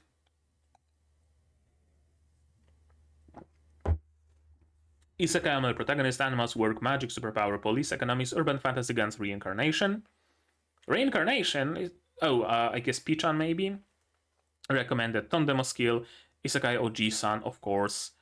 My Home Hero, whatever that is. Holo anime, Okamito Kushi. It has some English name. That's easier to pronounce. Stuff. Oh, I was about to say let's load everybody up, but there aren't that many people. Original story by Bunkololi. Bunkololi, who also wrote some stories about Tanaka no Atelier and some fantasy stories with a blonde girl in stockings. And there's another manga? Or are they bundling manga and light novel? I think it's just manga and light novel. Bunkololi, interesting name. Original character design, Kantoku, who also designed characters for anything I would recognize, I wonder? Ange Vierge. I switched to Polish for a moment. Niskoi end card for episode 5.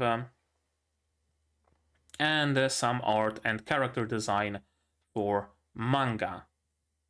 Alright. Director Mirai Minato, who also directed other shows of the studio, it seems. The Gal anime, again, Masamune-kun, the Maid one, Mahoutsukai Queen, Shield Loli direction as well, Masamune-kun, Fate Calade, storyboard and unit director, and chief director on Prisma Ilia, the first season. Next we have script and series composition, Hitomi Mieno, who also did series composition for other shows, and script for episode 1 of Ragna Crimson, couple of episodes of Komi-san, couple of episodes of this anime, a couple of episodes of Vanitas no Carte, Tensai Oji, Komi-san Meikyu, the Milf Sekai, Pokemon. Okay, she has plenty of scripts under her belt. Sure. Tonari no Kaibutsu-kun. Lotte no Omocha. Sheesh.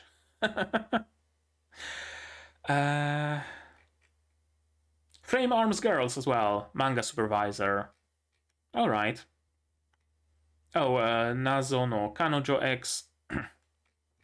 Yeah, plenty. Plenty under her belt.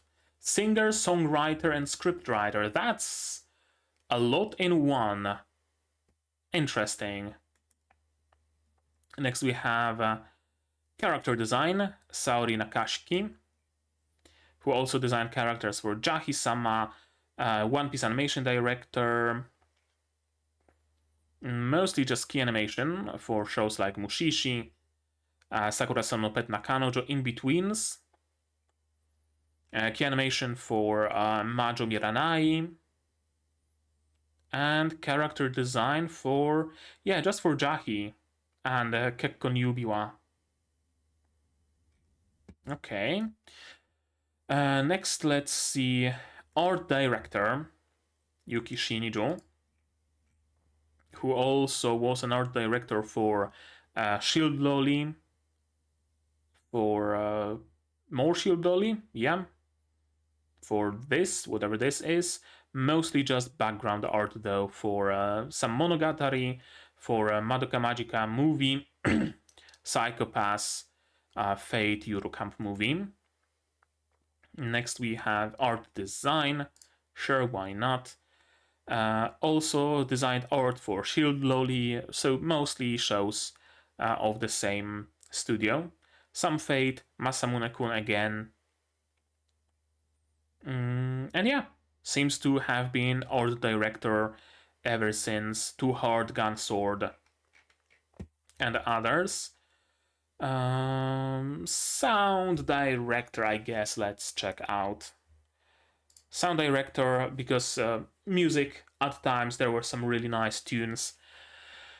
So let's see. Also directed sound for Aharen-san, for mostly just chibi-looking shows. Kemofure Season 2, Kemofure the original, first season, Bananya,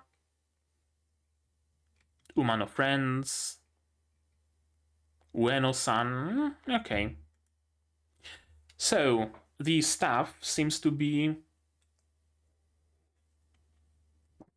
They seem to have some experience, but not an awful lot. They haven't worked on any like particularly up there, very big, prominent series.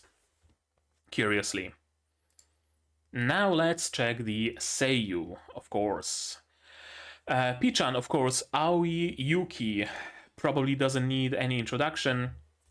Of course, the voice of Tanya Degrechav, the voice of Madoka, the voice of Gina from Undead Unluck that I'm still yet to watch, the voice of Gracefield from Saihat no Paladin, and Noria Dunok from Witch from Mercury, Pascal from Nier. What else do we have here? Tsuyu, of course, from Boku no Hero Academia, Setsuna, Lucy from Cyberpunk, Edge Runners. I have to watch Edge Runners. Now that I know that Aoi Yuki has a role there, I have to watch it even more. Who else do we have here? Gracefield again, of course, Madoka again. Also the voice of Hibiki from Symphogear. We have more Tanya. The voice of Tamaki from Enen no Shobutai. The voice of Tatsumaki from One Punch Man. the voice of Clementine from Overlord. Plenty of other roles. Popko, who hasn't voiced Popuko? Of course, that is the question. If you ever watch anime and you hear a voice in it, chances are that voice might actually be Aoi Yuki, because she has an incredible range. She has an incredible range. Even playing like straight up male roles. Yeah, sure, okay. Next we have Sasaki himself. Tomokazu Sugita, the voice of Gintoki from Bleach. Would you look at that? The voice of Rudius from Mushoku Tensei. The voice of Apocalypse from Undead Unluck. The Tokage Soryo from Goblin Slayer. Envilio from Shy. Also plenty of roles. Alistair Crowley from Undead Girl Murder Farce. Who else do we have here that I would recognize? Someone from Boku no Hero Academia. Someone from One Piece. And the Escanor from Nanatsu no Taizai. And other roles I don't think I recognize.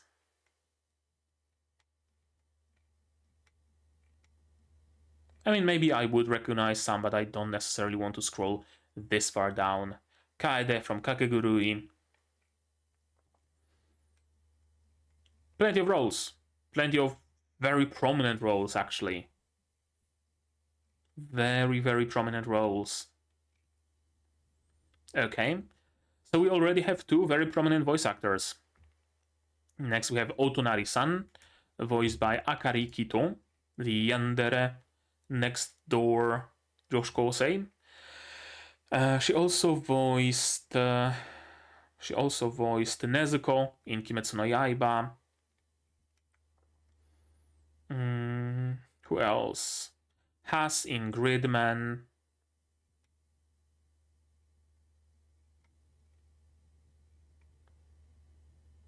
Su in Jahi-sama. Shigure in Madoka Magica Gaiden. Magia Record. Silence in Arknights. Noah in Watashi ni Tenshi. And plenty of other roles. Lily in Princess Principal. Yeah, plenty of other roles. Müller. Let's see. Hiroki Yasumoto. That's the leader. The governor of the city, or whatever his role is. Erhard in Tate no Yusha. Qual in Soso no Frieren. Pod in Nier Automata. Bjorn in Vinland Saga. Yasuto Rasado in Bleach. Plenty other roles. Germany in Hetalia.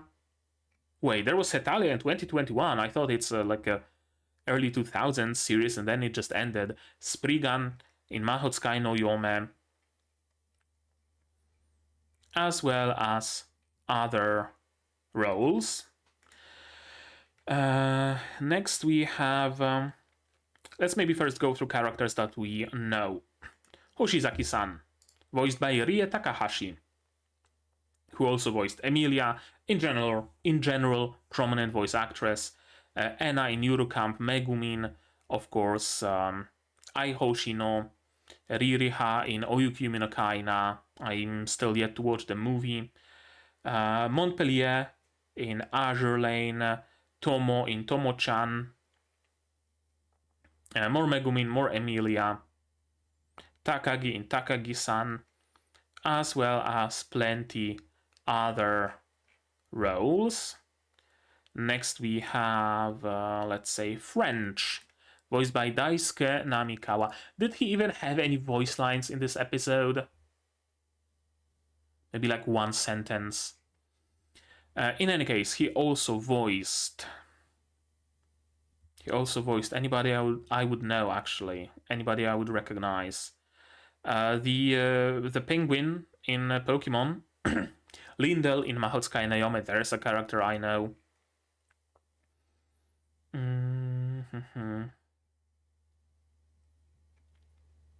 North Italy in Hetalia. And nobody else I would really recognize. Someone in One Piece, someone in Tejina Senpai. Pipimi, but who hasn't voiced Pipimi. More Lindell, of course, first season of Mahoutsukai no Yome.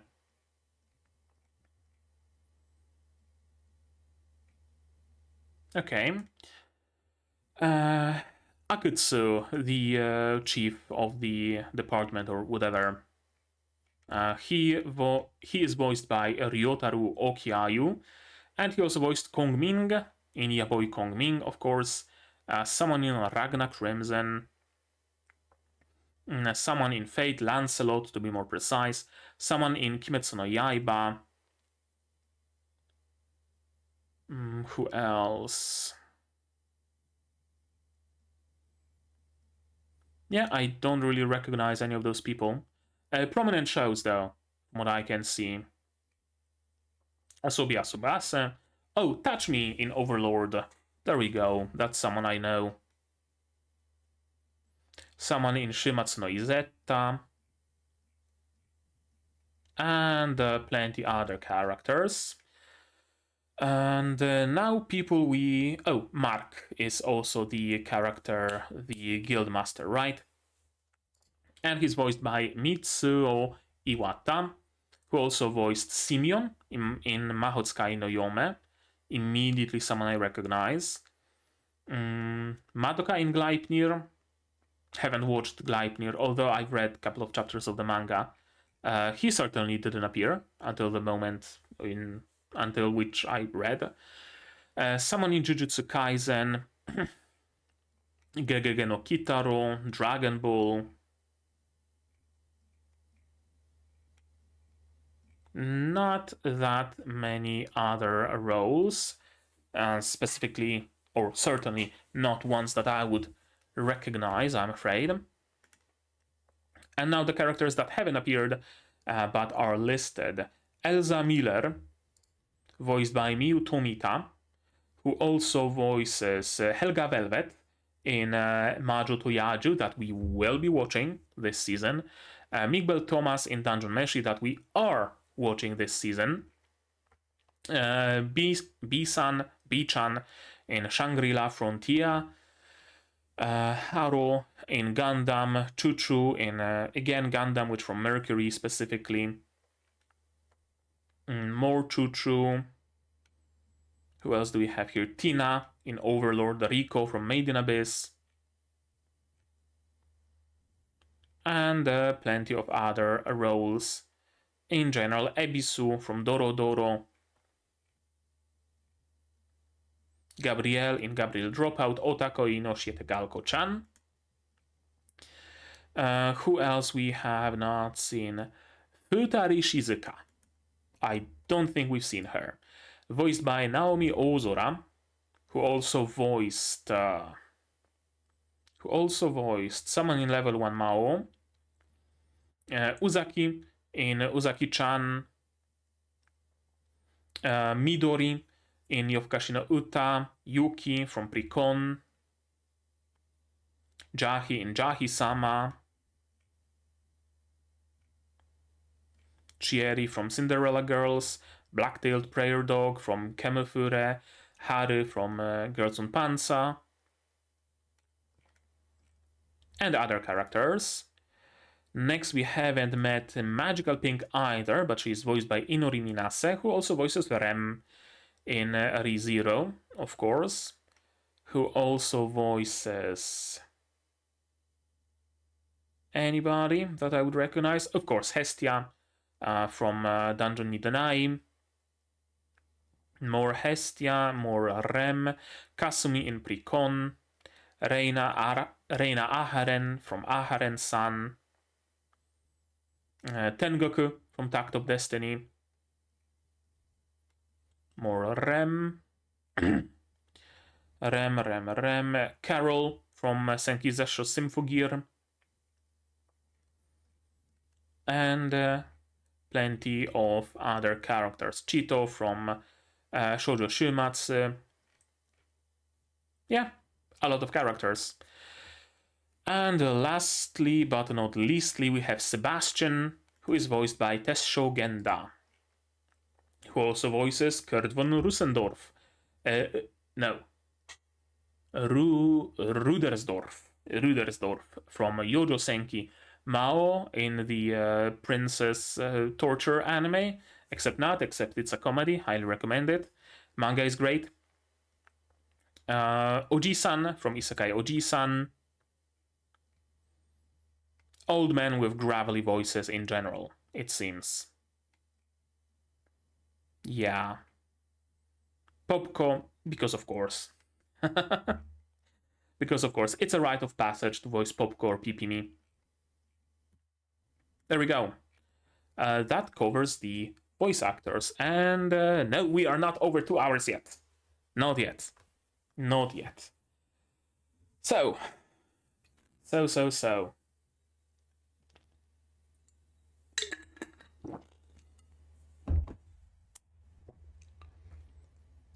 Again, I'm having fairly mixed feelings. This episode really felt like a recap movie, as I already said. And I wonder if it's purposeful, because it could very well be. Very often, especially nowadays, we just skip certain things, or shows, anime, even manga, light novels, skip certain things to get into the meat and potatoes, right? Right, like, for example, it used to be that in isekai stories, you would have some time spent in the real world to establish the character, establish any relationship, he might have had what he's going to be losing if he gets isekai'd, what might be his motivation in wanting to go back to Japan, etc, etc, etc. Then comes the moment of isekaiing, and then there's an episode or two or a couple of chapters spent when the character is nowhere in the middle of... It's a nobody in the middle of nowhere, doesn't know what's the deal, yada yada yada yada. Only after some time they register at an adventurers guild or whatever and start working their way up. It used to be this way. Nowadays, isekai is basically, oh, what? Shit, oh, it's not Japan, is it? Ha, I guess I made it to another world. Well, ha, let me go to the Adventurers Guild and register then. We just go through that in the first half a chapter because everybody knows how it goes. Because it goes the exact same way in every single fucking isekai story. And then we show the gimmick of, I actually get stronger by breathing. That's the gimmick. And if I breathe, I'm strong, and if I don't breathe, I'm weak. So I have to punch people on the breathe in, because when I breathe out, my strength wanes, or whatever. But everybody knows that in 5 chapters' time, that gimmick is just going to be completely irrelevant, and the main character is already going to have a harem of girls of all walks of life, and he's already going to be able to cast fireballs and swing a sword like a master pro. Everybody knows that. So in this case, skipping the first bit, skipping the first part, or rushing through it just gives us faster access to the meat and potatoes, to the thing that's actually unique about the given story. So it could be this. It could very well be this, right? It's not important how he set up his shop in this world. Nothing of that is important. This is just a setup. The real start of the story is when he already has a job in Japan as the investigator, already has his empire in the other world, already has a metric fuck ton of money. Then shit hits the fan. That's where the story starts. And we just want to rush through it. We just want to skip it completely because it's not interesting. That could be why. And I hope that's why, because all of those things that were skipped and glossed over, I would really like to see. I'm not gonna lie. I would really like to see just a season dedicated to him setting up in that world. Meeting some people, talking to some people, figuring out how the language works, how the currency works, etc., etc., etc. Right now, we also have to notice that he made absolutely no connections in the other world. Right? The ruler and the owner of the trader guild. That's it. And you can barely call them associates. They're just business contacts, really. So if the show just gets jump-started now, I don't know how well it's gonna feel. That, he's been there for months and nothing happened, but now suddenly that we glossed over the introduction, now suddenly he starts meeting people and he starts going on adventures and this is happening, that is happening, right? I don't know. Again, I'm gonna have to wait and see future episodes, because if it's actually just skipped for the sake of getting to the meat and potatoes, sure, I can excuse that.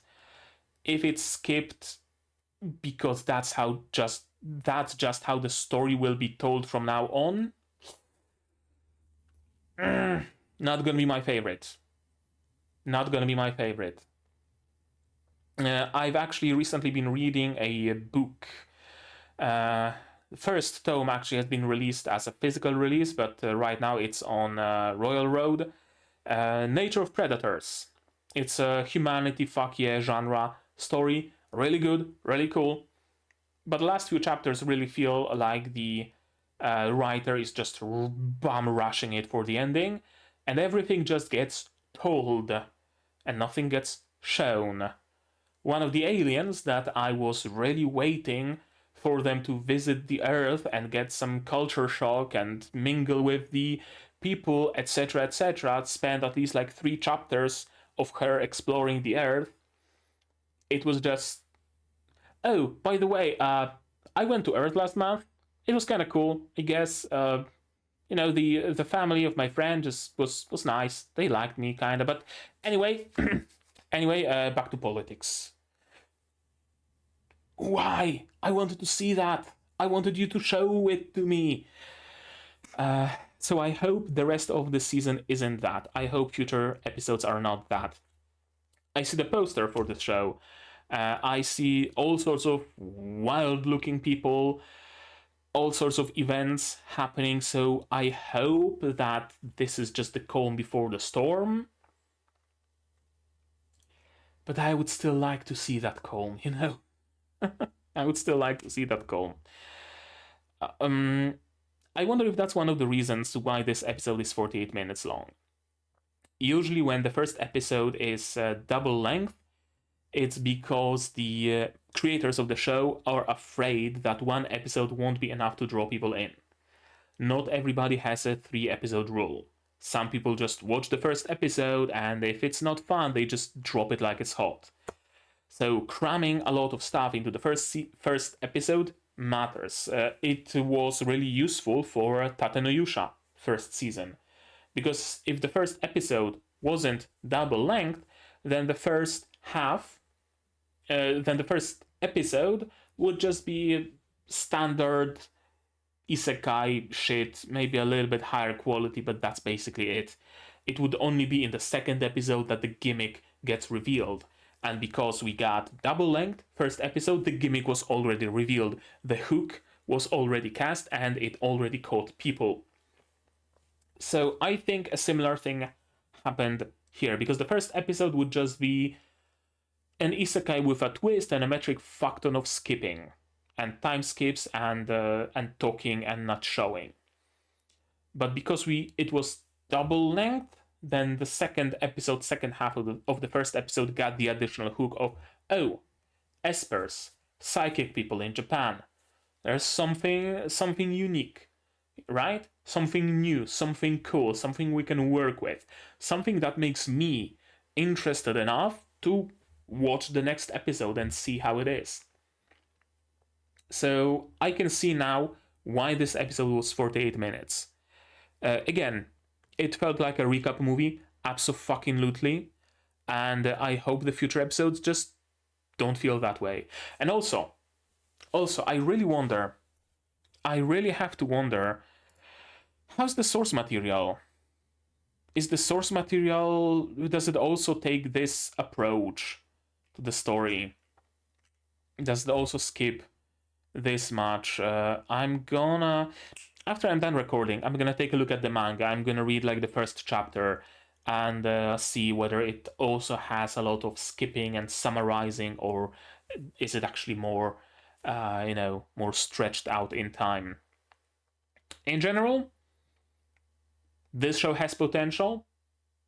Sure, the premise has potential. Absolutely. It's all about the execution, though. It's all about the execution. The first episode doesn't have me super stoked on the execution, but future episodes might prove me not wrong, but the future episodes might make up for the deficiencies of the first one. And I hope that happens, because the premise, good shit. Really good shit. It just suffers in the execution. And it's already been over 2 hours, so I guess it's high time I just end this episode here. So, as usual, that's gonna be it from me for today, and you guys, you tell me, what did you think of this episode, of my reaction, my theories, stuff like that, all about it in the comments down below. No spoilers, please, I beg of you. Even if you don't do that for me, do that for other people who might be going in blind to this show and might not want to be spoiled. If you do want to talk spoilers, though, my Discord is open here, and it's also linked in the description. You can join it. It's open, free to everybody, and you can talk spoilers in the appropriate channel. Like this video, if you liked it, subscribe to be notified of future releases of not only Sasaki to Pii-chan, but also Dungeon Meshi, Magia Record, Shangri-La Frontier, Frieren, plenty others coming in the future. Click the bell to be notified of when I go live, because I do live streams sometimes. I streamed my look at Winter 2024 shows, for example, so you might want to check it out either somewhere in the cards or on my channel in general.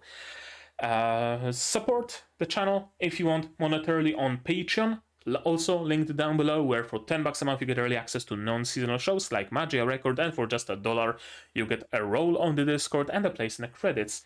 You can also support me directly on YouTube itself via memberships, super thanks, super chats, stuff like that, also down below. And if you don't want to spend any money whatsoever, you don't have to. Share my content, spread the word, it costs you nothing and helps the channel a lot. And now, with all of that out of the way, that's gonna be it from me for today. So as always, you guys do the good stuff. And I'm gonna see you in the next one. Cheers! And here's the list of my 1 through Patreons: QB, Without a Net, The Group Survivor, Xavier, Rainer, Aquamancer, Dr. Watt, Marsh, UK, Alec Fassel, and Hans Peter. And you can join them without having to go to another world.